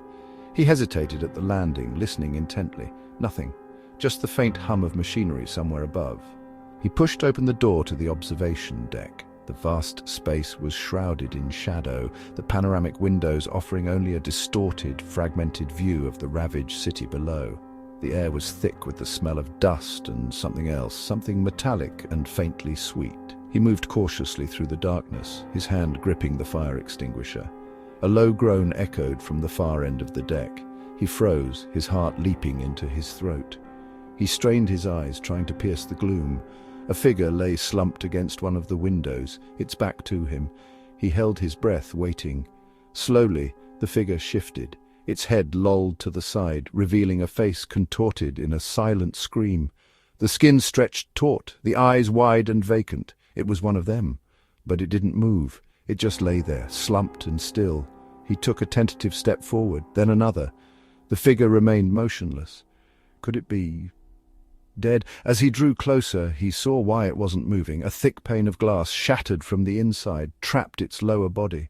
It was stuck, its upper half reaching out towards the ruined cityscape. He let out a shaky breath, a sliver of relief piercing through the terror, but it was short-lived. As his eyes adjusted to the dim light, he saw more of them scattered across the observation deck. Some were slumped against the windows, others lay sprawled on the floor. All were motionless, trapped or finished. A chilling realization dawned on him. This was the top. There were no more floors to climb. He had reached the end of his ascent, and he was not alone. A sudden scraping sound from the stairwell door made him whirl around, the fire extinguisher raised. The door creaked open, revealing not one but two figures silhouetted against the dim light of the stairwell. They stood there for a moment, their forms indistinct, before taking a hesitant step forward, then another, and then, with a guttural shriek that echoed through the vast space, they lunged. He had nowhere left to run. The sputter of the engine died with a final, pathetic sigh, leaving the small group of travelers stranded on a desolate country road. Dusk painted the sky in bruised purples and angry oranges, a fitting backdrop to their misfortune. A collective groan rose from within the cramped car as the driver, a young man named Ben, announced the inevitable. They were going nowhere. After a brief, fruitless attempt at roadside repair, the consensus was to seek shelter. A flicker of light, barely visible through the encroaching darkness, offered a sliver of hope. It emanated from what appeared to be an abandoned farmhouse silhouetted against the darkening fields like a skeletal hand reaching for the sky. The walk was short but heavy with unease. The air grew colder with each step, carrying the scent of damp earth and something else, something faintly metallic and unsettling. The farmhouse stood silent, its windows like vacant eyes staring into the twilight. Paint peeled from the wooden siding like sunburnt skin, and the porch sagged under the weight of neglect. Hesitantly, Ben pushed open the front door. It groaned in protest, the sound echoing through the stillness within. The interior was cloaked in shadows, the air thick with dust and the musty odor of decay. Moonlight filtering through grimy windows illuminated a scene of forgotten lives. Overturned furniture, tattered curtains, and cobwebs thick as shrouds spoke of a sudden, unexplained departure. Despite the palpable sense of abandonment, the farmhouse offered a welcome respite from the growing chill and the unsettling vastness of the surrounding fields. They huddled together in the main room, the silence punctuated only by their nervous breaths and the occasional creak of the old house settling. As darkness fully descended, an unnatural stillness enveloped the landscape. The familiar sounds of the night crickets chirping, the rustle of leaves were absent, replaced by an unnerving quiet. It was a silence that felt heavy, expectant. Then it began. A faint, almost imperceptible sound carried on the still air. A soft, rhythmic. It was distant, coming from the direction of the sprawling cornfields that surrounded the farmhouse on three sides. The travelers exchanged worried glances. Ben crept to a window, peering out into the inky blackness. He saw nothing but the tall, rustling stalks, their sharp leaves whispering secrets in the unseen breeze. It grew louder, more insistent. It was no longer a single sound, but a chorus, a multitude of soft impacts on the damp earth. Footsteps, dozens of them. A wave of primal fear washed over the group. They instinctively drew closer, their eyes wide with apprehension fixed on the windows and the thin wooden door. The footsteps drew nearer, circling the farmhouse. They were slow, each step measured and unsettling. The sound was not that of running or even brisk walking, but a steady, inexorable approach. One of the travelers, a young woman named Sarah, stifled a scream as a pale shape flickered between the rows of corn in the moonlight. It was tall and gaunt, its features indistinct in the gloom, but its presence radiated an unnatural stillness, a chilling lack of life. More figures emerged from the cornfields, their numbers growing with alarming speed. They moved with a slow, shuffling gait, their pale forms stark against the dark foliage. They did not speak, did not call out, their silence more terrifying than any scream. The travelers huddled together, their hearts pounding in unison. Ben and another man, David, pushed a heavy oak table against the front door, a futile gesture against the unseen threat gathering outside. The pale figures reached the edge of the property, their numbers now impossible to count. They stood silently, their attention fixed on the farmhouse, their presence a suffocating blanket of dread. Then the first window shattered, a sharp, cracking sound that ripped through the silence, followed by a shower of glass. A pale hand, long and skeletal, reached through the jagged opening, its fingers twitching, searching. Screams erupted from within the farmhouse. The travelers recoiled in horror as more windows exploded inwards, each one unleashing a flurry of grasping hands. They clawed at the air, their touch cold and unnatural. One of the travelers, an elderly man named Arthur, was closest to the window. A hand latched onto his arm, its grip surprisingly strong. He cried out in pain and terror as he was dragged towards the broken window, his feet scrabbling against the wooden floor. Ben and David tried to pull him back, their muscles straining, but the force pulling Arthur was relentless. With a final agonizing shriek, he was wrenched from their grasp and pulled through the shattered opening, disappearing into the night. The remaining travelers were trapped, surrounded by a growing number of hands reaching through the broken windows. They screamed, they sobbed, they fought back with desperate futility. Sarah was next. A hand snaked through the window, its icy touch sending shivers down her spine. It wrapped around her ankle, its grip like a vice. She clung to a table leg, her knuckles white, but the pull was too strong. With a strangled cry, she was dragged towards the window, her screams fading as she was pulled into the darkness. David fought with the ferocity of a cornered animal, punching and kicking at the hands that reached for him. But there were too many. They swarmed him, their cold fingers finding purchase on his clothes, his hair. He roared in defiance as he was overwhelmed, dragged screaming towards his fate. Ben was the last one left. He stood in the center of the room, surrounded by the shattered windows, the air thick with the stench of dust and fear. Pale hands reached for him from every direction, their touch like death itself. He closed his eyes, a single tear tracing a path down his cheek. He thought of his family, his friends, the life he was about to lose. Then, with a final silent scream, he was pulled towards the nearest window, his body disappearing into the night, leaving the abandoned farmhouse silent once more. Only the rustling of the cornfields remained, a whisper in the darkness, carrying the faint, lingering echoes of screams into the cold, uncaring night. The pale figures retreated back into the shadows of the corn, their work done, leaving the abandoned farmhouse to its silent vigil, waiting for the next unsuspecting travelers to stumble upon its deadly embrace. The afternoon sun, usually a cheerful intruder through the classroom windows, cast long, distorted shadows across the colourful alphabet posters. Mrs. Davison, a teacher whose patience was as legendary as her collection of cardigans, was in the middle of explaining the intricacies of fractions to a class of fidgeting 10-year-olds. A low hum, almost imperceptible at first, began to vibrate through the floorboards. It grew steadily, morphing into a piercing wail that ripped through the mundane drone of the lesson. The emergency sirens. A collective gasp swept through the room. Children scrambled from their seats, their initial confusion quickly giving way to wide-eyed fear. Mrs. Davison, her face pale but her voice firm, directed them towards the back of the classroom, away from the large windows that now seemed like gaping vulnerabilities. Years of fire drills and lockdown procedures clicked into place. Desks were shoved against the door, creating a makeshift barricade. The fluorescent lights flickered and died, plunging the room into a dim, anxious gloom, punctuated only by the faint sunlight filtering through the gaps in the blinds. A voice, amplified and distorted, crackled through the intercom system. It was Principal Thompson, his usually jovial tone replaced by a strained urgency. Attention all staff and students, this is not a drill. Remain calm and proceed to your designated lockdown locations. Under no circumstances are you to leave your classrooms. Remain silent. I repeat, remain silent. The message cut off abruptly, leaving a heavy silence in its wake, broken only by the ragged breathing of the huddled children. Minutes stretched into an eternity. The sirens outside continued their relentless scream, a constant reminder of the unseen threat. Inside the classroom, the air grew thick with unspoken fear. A small cough echoed from the corner, and Mrs. Davison instinctively raised a hand, a silent plea for quiet. The children, their faces etched with worry, nodded in understanding. Then came the sounds from the hallway.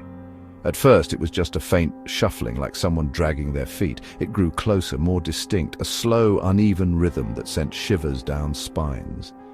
The shuffling stopped directly outside their door. A pause. Then a wet, sickening sound began, a rhythmic, squelching noise like something being chewed. Slowly. The children huddled closer, their eyes wide with terror, darting towards the barricaded door. Mrs. Davison pressed a finger to her lips, her own heart pounding against her ribs. The chewing continued, a horrifying counterpoint to the still blaring sirens. It was interspersed with soft, wet smacks, as if whatever was outside was relishing its gruesome meal. The smell, faint at first, began to seep under the door, a metallic, coppery scent that made stomachs churn. One of the younger children whimpered, and Mrs. Davison pulled him closer, her arm a shield against the unseen horror. The sounds outside shifted. The chewing stopped, replaced by a low, guttural moan. It was a sound that spoke of pain, but also of something else, something primal and terrifying. The shuffling started again, moving slowly down the hallway, the moans fading into the distance. A collective sigh of relief, barely audible, rippled through the classroom, but the respite was short-lived.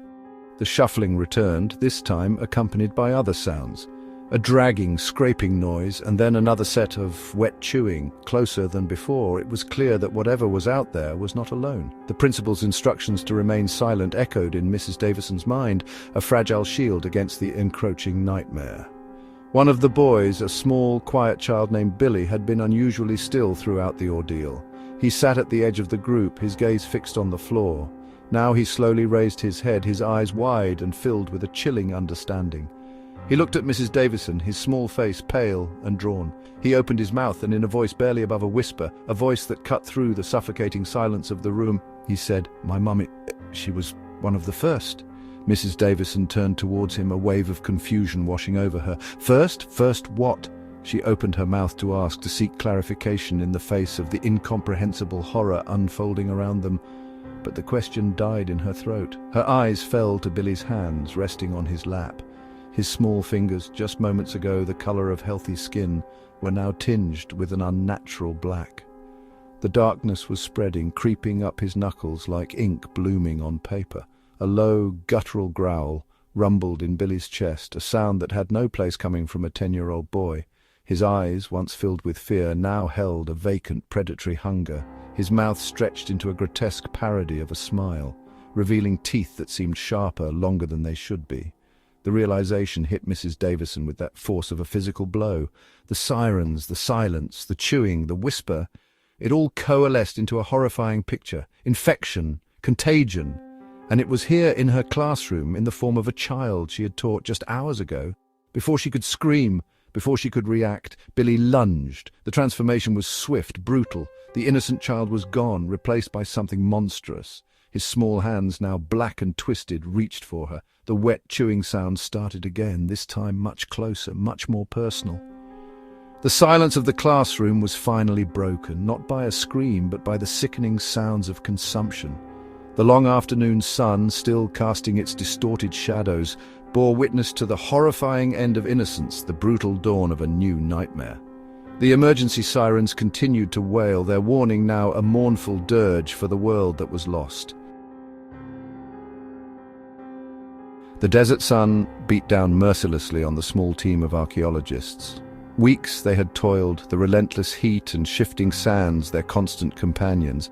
Finally, after what felt like an eternity, their brushes struck something solid, something undeniably artificial. Excitement, a rare and precious commodity in their arduous profession, rippled through the group. The unearthed structure was unlike anything they had encountered before. Carved from a dark, obsidian-like stone, it bore no markings, no hieroglyphs, no indication of the civilization that had entombed it. A heavy, seamless door blocked their entry. Hours of careful work with specialized tools eventually yielded a low groan, and the door swung inward, releasing a rush of stale, ancient air. Torches were lit, casting dancing shadows on the tomb's interior.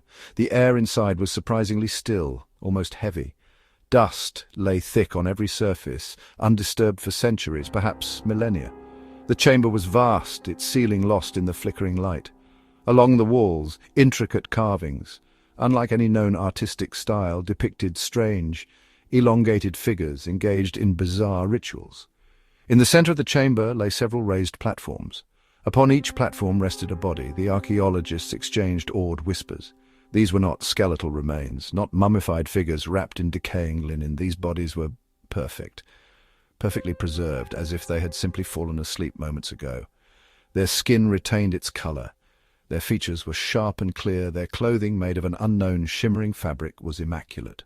A woman with long, dark hair lay on the first platform, her hands folded peacefully on her chest. A man with a strong jaw and closed eyes rested on the next. A child, small and serene, occupied the third. The archaeologists moved slowly, reverently around the chamber, their lamps illuminating each silent figure. It was an unprecedented discovery, a treasure trove of information about a lost civilization. One of the younger members of the team, eager to document every detail, leaned closer to the woman. He reached out a gloved hand to brush away a stray strand of hair from her face. As his fingers made contact, the woman's eyes snapped open, not with a start, not with confusion, but with a slow movement. Her pupils were black, utterly devoid of white. A low, guttural sound escaped her lips, a sound that was not quite a moan, not quite a growl. Panic erupted. The young archaeologist stumbled backward, his torch clattering to the stone floor. The other bodies on the platforms began to stir. Limbs twitched, fingers curled, heads turned. The perfectly preserved faces contorted in silent expressions of awakening. A primal fear gripped the team. This was not the sleep of the dead. This was something else, something ancient and terrible. The woman on the first platform sat up, her movements stiff and unnatural, her black eyes fixed on the nearest archaeologist, a seasoned veteran who had seen his share of unsettling discoveries. He stood frozen, his mind struggling to comprehend the impossible. Then the woman moved. She lunged with surprising speed, her hands reaching, her long fingernails, sharp and black, extending. A scream tore through the silent chamber as her fingers found their mark. Chaos descended. The other bodies rose from their platforms, their movements jerky and unsettling. They moved with a single, horrifying purpose. The archaeologists, their scientific curiosity replaced by sheer terror, scrambled to escape. Torches were dropped, plunging sections of the tomb into darkness. The echoing screams of the falling filled the air, punctuated by wet, tearing sounds. The heavy, stale air grew thick with the metallic tang of blood. One by one, the archaeologists were overwhelmed. Their shouts for help were cut short, replaced by choked gasps. The perfectly preserved bodies, now animated by an unknown force, moved with a relentless hunger.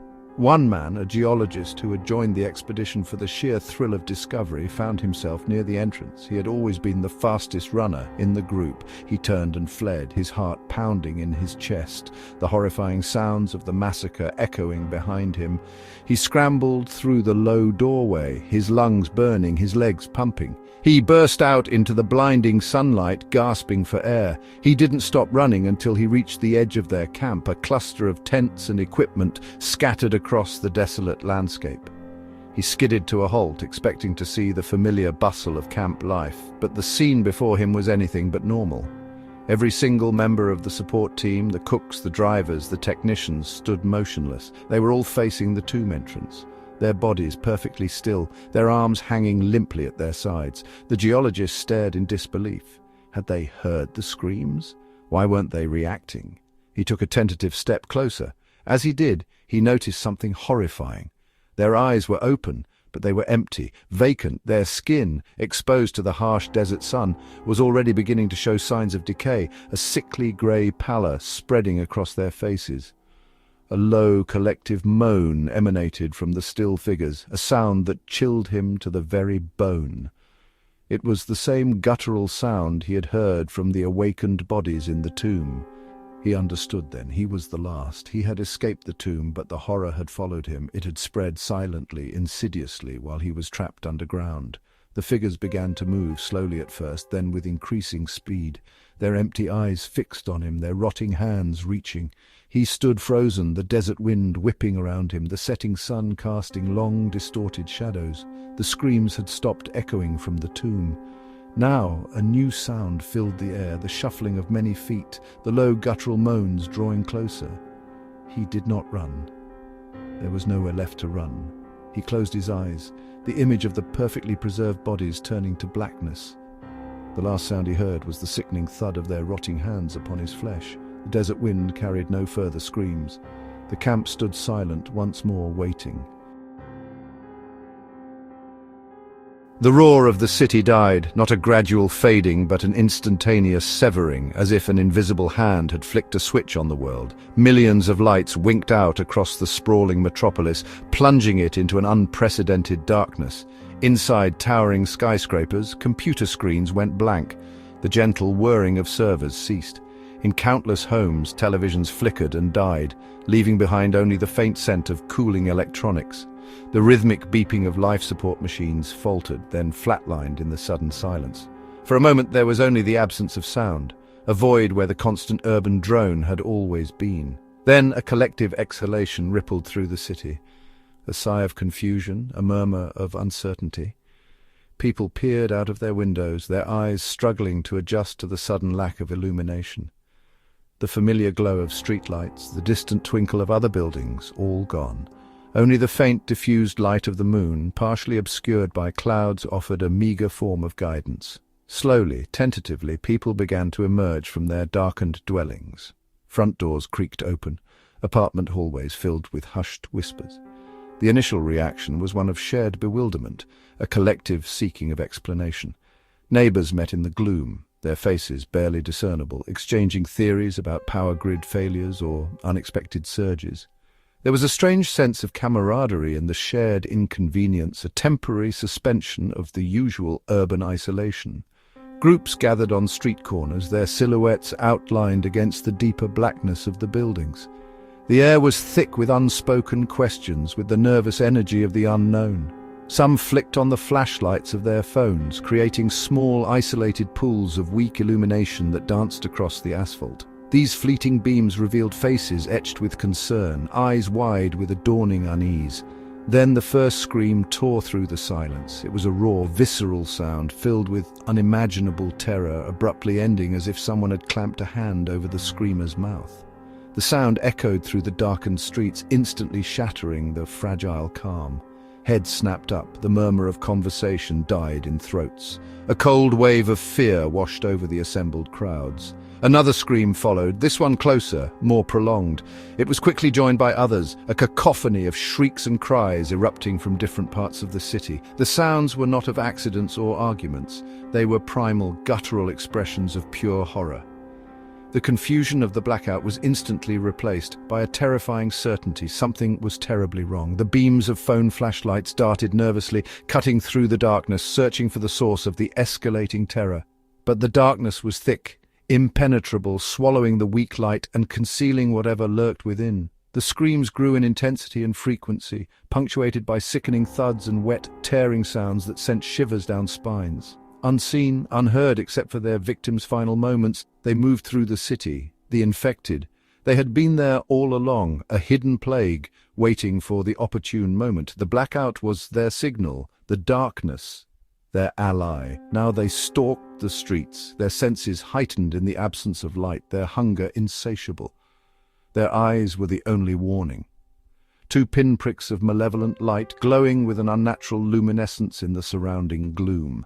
They moved with a jerky, unsettling gait, their bodies contorted into grotesque shapes, driven by a single, overwhelming urge. They were silent hunters, their footfalls muffled on the pavement, their breathing shallow and raspy. A young woman, clutching her neighbor's hand, stumbled backward as two glowing red eyes materialized in the darkness just feet away. She didn't see the twisted grin, the rows of sharpened teeth until it was too late. A guttural snarl, a flash of movement, and her scream was abruptly cut short. Her neighbor, paralyzed by fear, could only watch in horror as the glowing eyes turned towards him. Panic erupted in the streets. The confused gatherings dissolved into frantic scrambles for safety. People turned and ran blindly, their footsteps echoing in the sudden silence between the screams.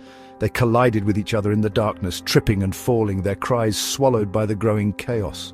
A lone figure, a man in his late 30s wearing a rumpled shirt and jeans, found himself caught in the middle of the surging crowd.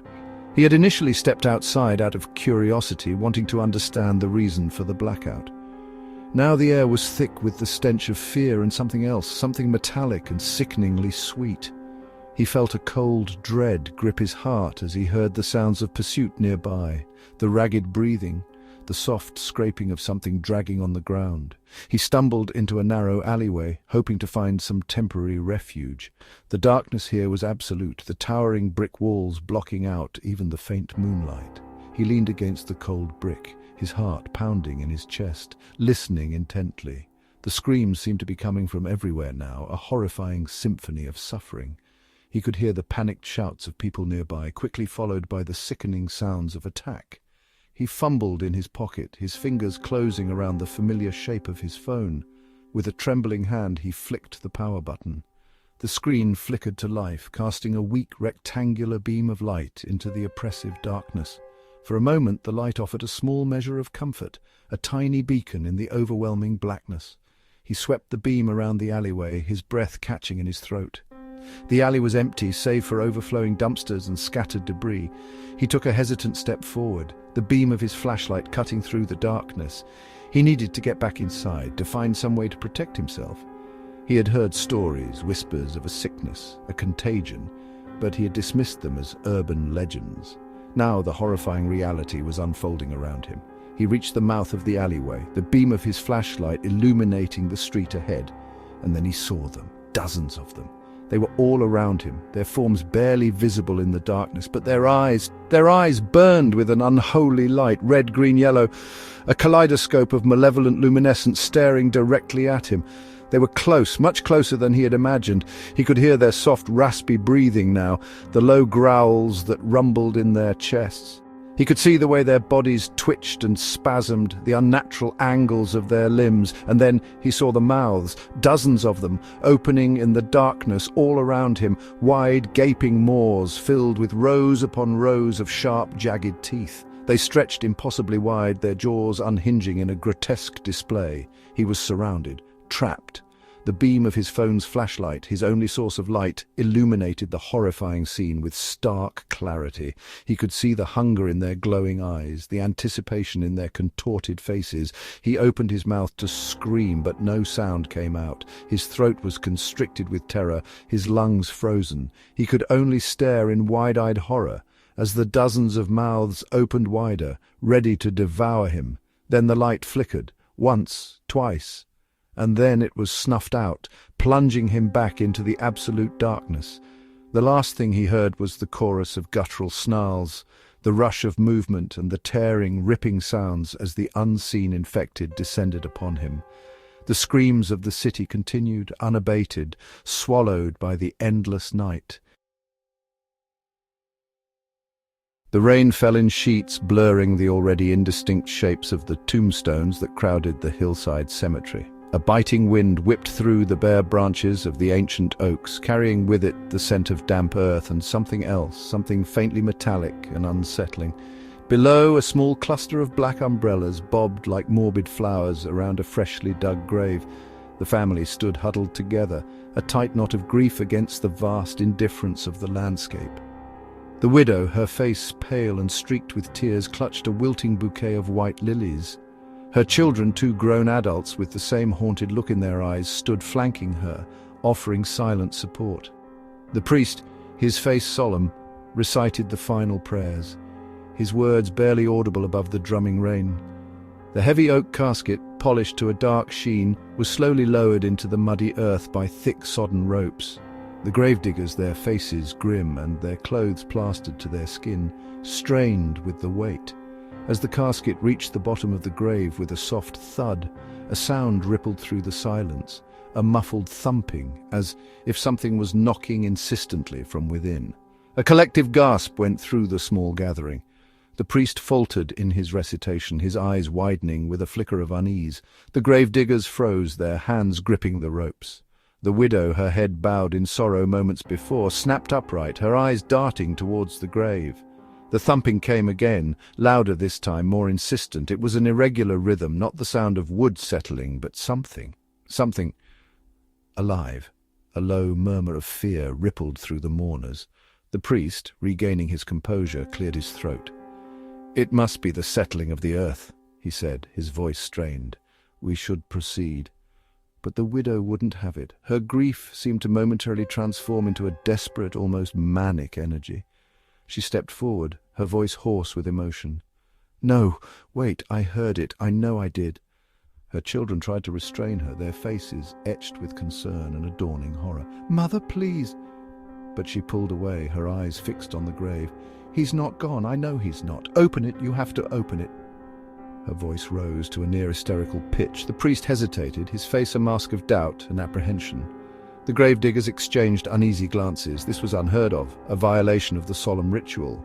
But the widow's grief was a powerful force, and the unsettling thumping continued, a morbid counterpoint to the priest's silence. Finally, with a heavy sigh and a look of profound reluctance, the priest nodded to the gravediggers. They slowly, painstakingly began to raise the casket again, the wet ropes groaning under the weight. The rain continued to fall, washing away the mud that clung to the sides of the polished wood. The casket was placed back on the muddy ground, water pooling around its base. The widow stood over it, her breath coming in ragged gasps, her eyes wide with a mixture of terror and desperate hope. With trembling hands, one of the gravediggers wrestled with the latches. The metal was cold and stiff, resisting his efforts. Finally, with a sharp click, the first latch sprang open, then the second. A heavy silence descended upon the cemetery, broken only by the relentless drumming of the rain. The priest looked on with a face of dread. The children held their breath, their eyes fixed on the casket. Slowly, agonizingly slowly, the lid was lifted. The hinges creaked in protest, a sound that seemed to echo the unease in everyone's hearts. The first glimpse inside was of the dark satin lining. Then, as the lid was raised further, the figure within came into view. It was him, her husband, but something was terribly, horribly wrong. His skin was the color of ash, a sickly grey that seemed to absorb the light. His lips were drawn back in a grimace that might have once been a smile, revealing teeth that seemed unnaturally long and sharp. His eyes were open but vacant, milky white orbs that stared blankly upwards, seeing nothing, and yet his chest was rising and falling in shallow, ragged breaths. His fingers twitched, his head lolled slightly to the side. He was moving. A strangled scream escaped the widow's lips. Her children recoiled in horror. The priest stumbled backwards, his face ashen. The gravediggers dropped the lid, which landed with a sickening thud on the muddy ground. The figure in the casket groaned, a low, guttural sound that sent shivers down everyone's spines. His hands clenched into fists, the knuckles bone-white against the grey skin. He began to stir more forcefully, his limbs moving with a jerky, unnatural motion. Then it began. A low rumble vibrated through the ground, a deep guttural growl that seemed to emanate from the very earth itself. The mourners looked around in confusion and growing terror. The ground around the freshly dug grave began to tremble. Then the shaking spread, encompassing the entire cemetery. Headstones rattled against their bases. The earth around other graves began to shift and crack. Dirt erupted from the ground in small explosions as something pushed upwards from below. The air filled with the stench of damp earth and something else, something ancient and foul. One by one, the graves began to open. First a hand, pale and skeletal, broke through the soil. Then another. Corpses long buried and forgotten began to claw their way out of their resting places. Their skin was stretched taut over bone, their eyes were hollow sockets or milky white orbs, and their mouths hung open in silent, hungry screams. They rose slowly, awkwardly, their limbs stiff and their movements jerky, but their intent was clear. Their vacant eyes fixed on the living, on the small group of mourners trapped in the center of the awakening graveyard. The widow screamed again, a long, piercing shriek of pure terror. Her children grabbed her, their faces white with fear, and tried to pull her away. The priest, his face a mask of disbelief and horror, fumbled for his crucifix. The grave diggers, their shovels forgotten, turned and fled, scrambling over the low stone wall that marked the edge of the cemetery. But there was nowhere to run. The dead were rising all around them, a silent, shuffling horde emerging from the earth, the air filled with their low groans and the sound of their dragging limbs. The family huddled together, a small island of living flesh surrounded by a sea of the undead. The rain continued to fall, washing the mud from the rising corpses, revealing their decaying flesh and hungry eyes. The metallic scent in the air grew stronger, mingling with the stench of the grave. The undead husband in the open casket lurched upwards, his vacant eyes fixing on his wife. A low growl rumbled in his chest. He reached out a grey, decaying hand towards her. The other corpses began to move towards the mourners, their slow, shambling gait gradually increasing in speed. They were drawn by the warmth of living flesh, by the beating of hearts, by the very breath that filled the air. The family was trapped, surrounded by the silent, hungry dead. There was no escape, no hope. The cemetery, once a place of rest and remembrance, had become a hunting ground. The rain continued to fall, washing the blood that would soon stain the muddy ground. The night was just beginning. The fluorescent lights in the hospital morgue hummed with a monotonous drone, a sound that usually blended into the background for Elias, the night shift attendant. Tonight, however, the hum seemed amplified. Each buzz and whir a tiny tremor in the otherwise oppressive silence. The air was thick with the sterile scent of antiseptic, a smell that had long since lost its reassuring quality and now felt like a shroud. Elias meticulously stitched the incision on the cadaver before him. The body was cold, unnaturally still, under the harsh glare of the overhead lamp. He worked with practiced efficiency, his movements precise and economical. Years of this job had dulled the initial shock, replacing it with a detached professionalism. Yet even after countless nights spent in the company of the deceased, a primal unease always lingered in the corners of his mind, especially during the long solitary hours of the night shift. He paused, his gloved hand hovering over the last stitch. A faint metallic scraping sound echoed from the far end of the room. Elias straightened up, his brow furrowed. He was alone. The other morgue attendants had finished their shifts hours ago, and the rest of the hospital seemed miles away, shrouded in a pre-dawn stillness. He dismissed the sound as the building settling, a common occurrence in the old structure. Turning his back to the table, Elias reached for the paperwork on the nearby counter. It was then that he heard it again, clearer this time, as distinct as the first of the metal storage drawers slid open. His blood ran cold. He whipped around, his heart hammering against his ribs. The row of steel drawers, where the unclaimed bodies rested, was directly behind him. The bottom drawer on the left was now ajar, a sliver of darkness visible within. He stared, his breath catching in his throat. He hadn't touched those drawers, they were always kept firmly shut.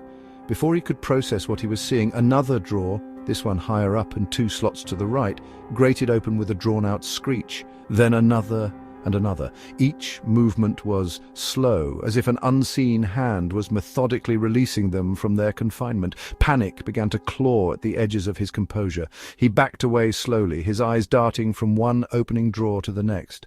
The sound was now a cacophony of scraping metal, the sterile silence shattered by this unnatural symphony. Suddenly the fluorescent lights above flickered, plunging the room into a momentary darkness before sputtering back to life, casting long, distorted shadows that danced across the cold tile floor. The humming intensified, then died down to a low, guttural thrum. Elias's gaze swept across the room, his terror mounting. The gurneys, usually lined up neatly against the wall, were now empty. He distinctly remembered seeing at least 3 bodies brought down earlier in the evening, each secured on its own wheeled stretcher. Where were they now? He spun back to the table where he had been working.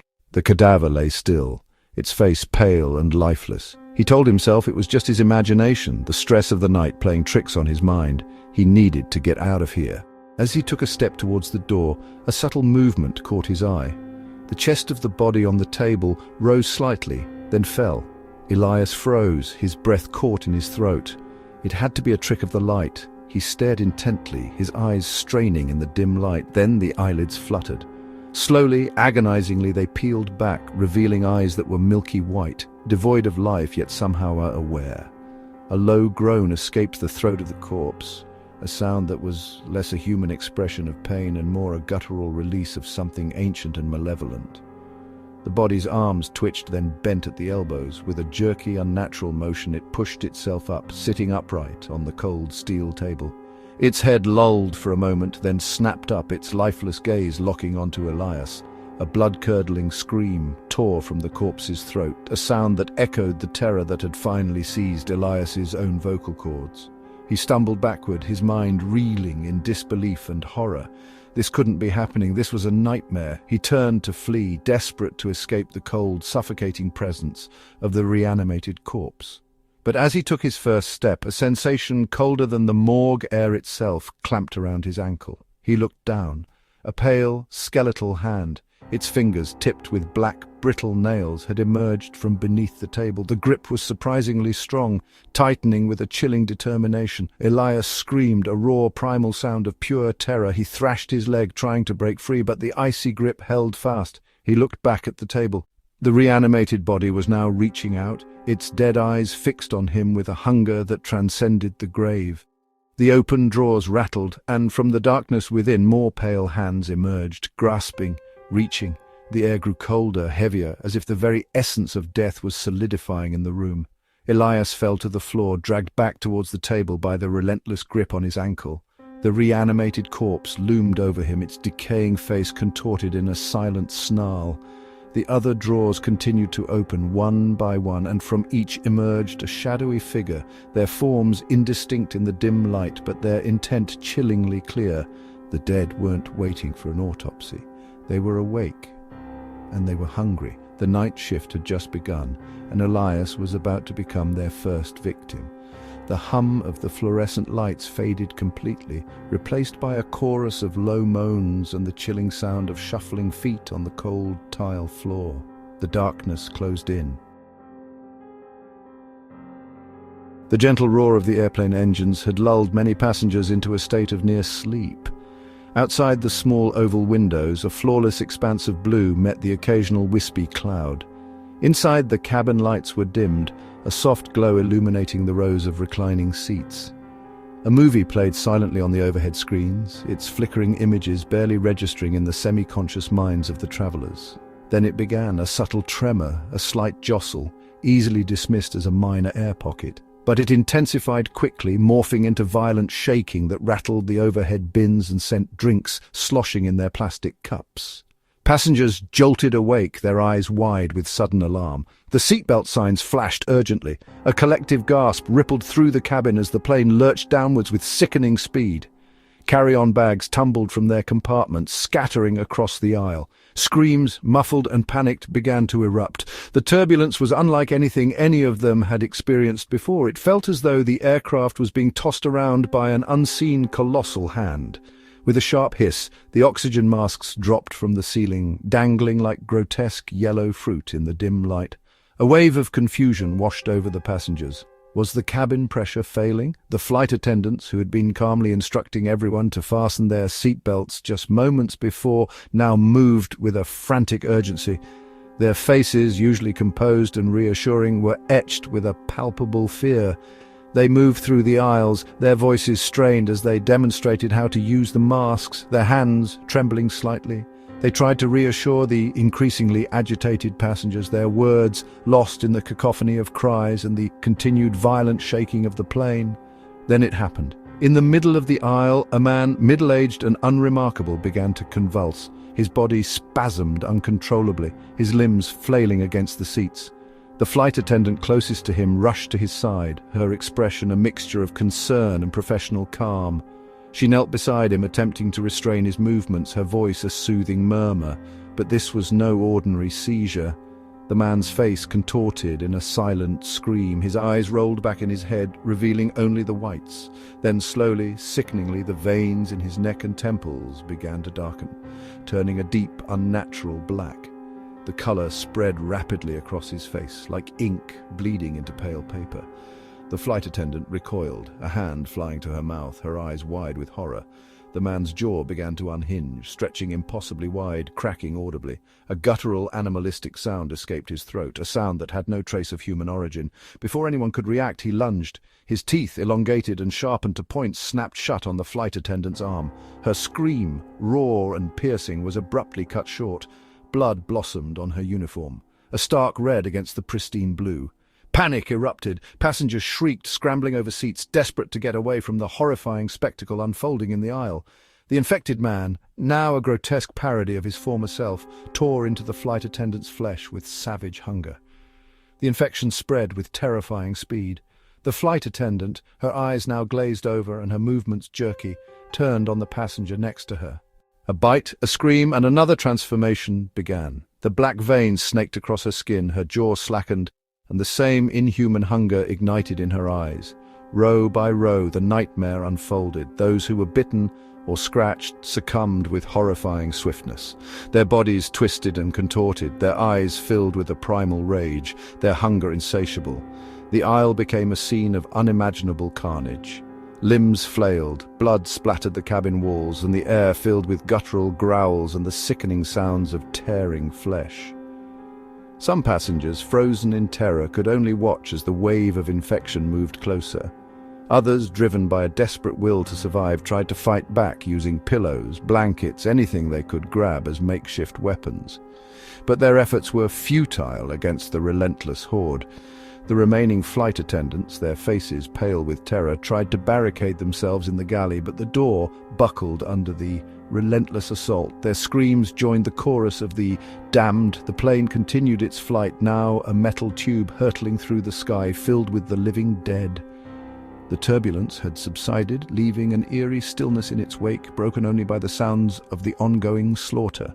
Those few still alive huddled in the corners of the cabin, their eyes wide with a terror that transcended understanding. They were trapped thousands of feet in the air, with no escape, no hope of rescue.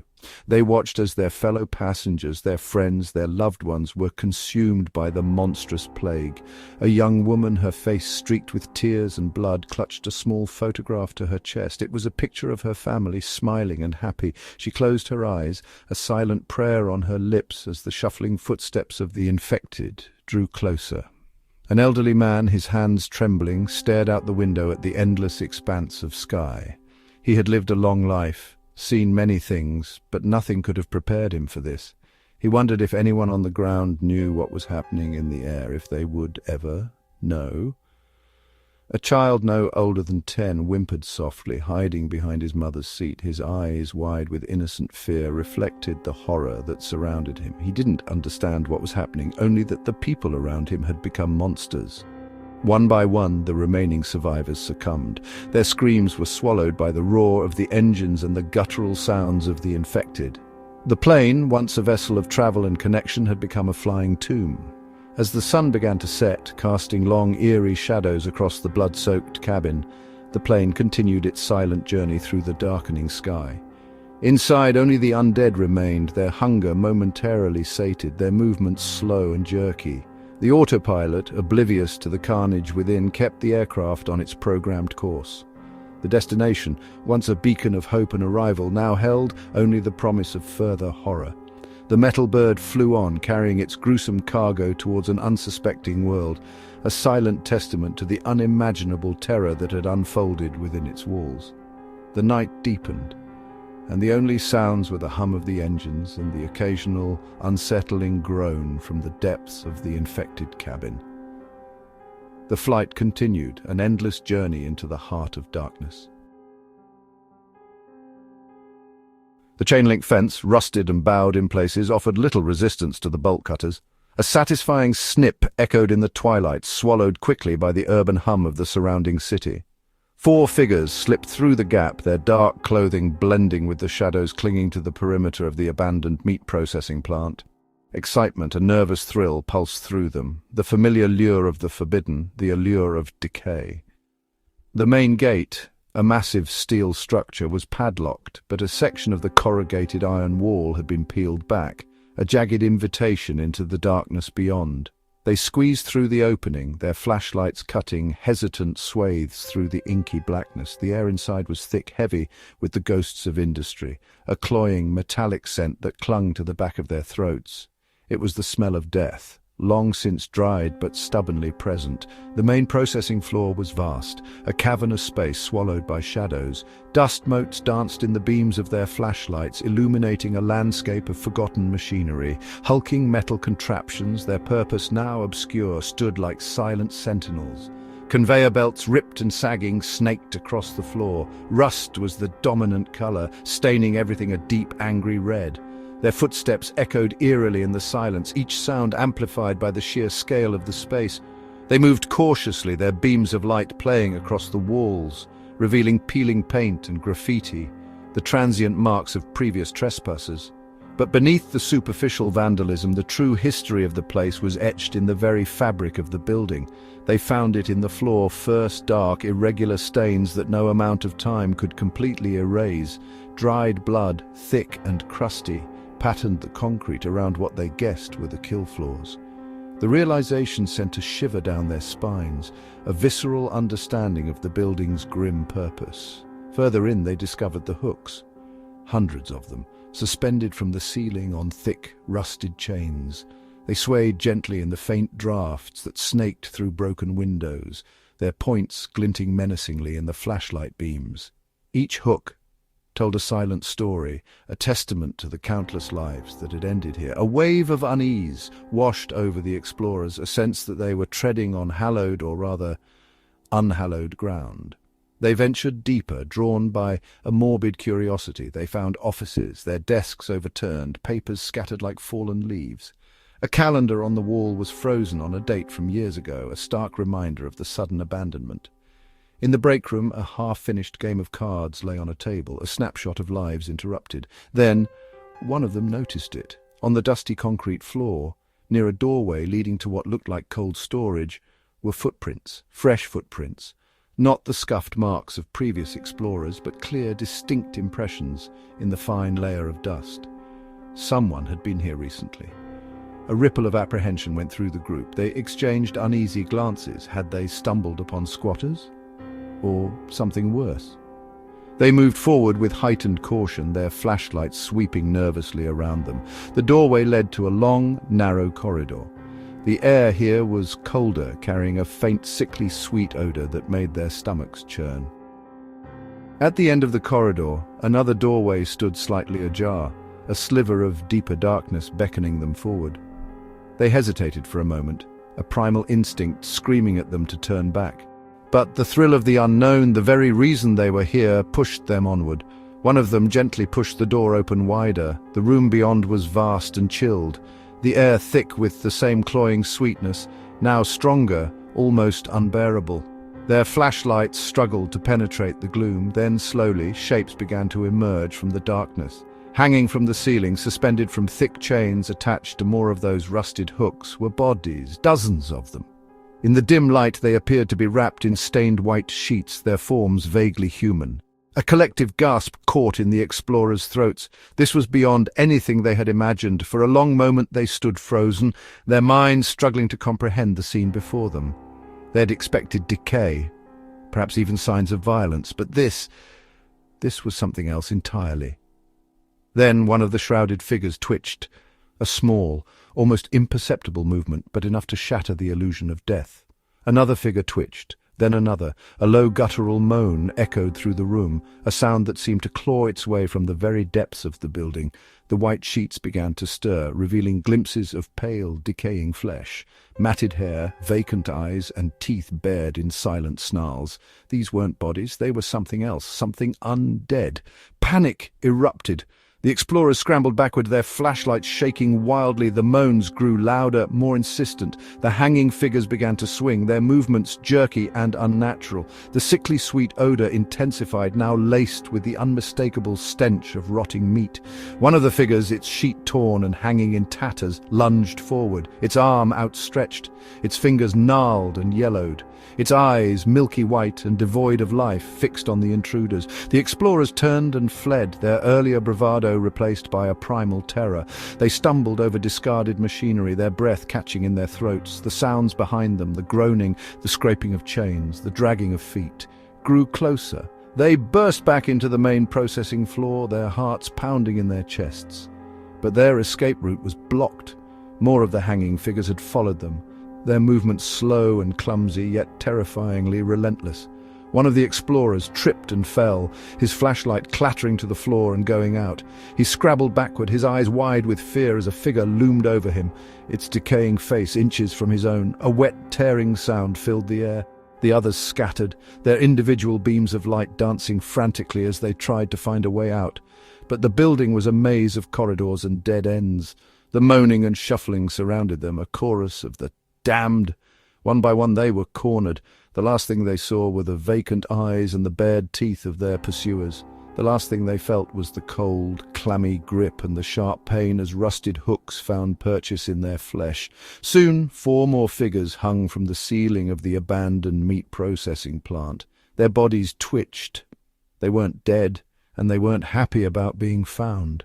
The cycle of horror continued, the silent, decaying building claiming its newest additions. The metallic scent of dried blood mingled with the fresh, a grim testament to the plant's enduring, unholy purpose. The darkness swallowed them whole, leaving only the rustling of chains and the low, guttural moans echoing in the silence.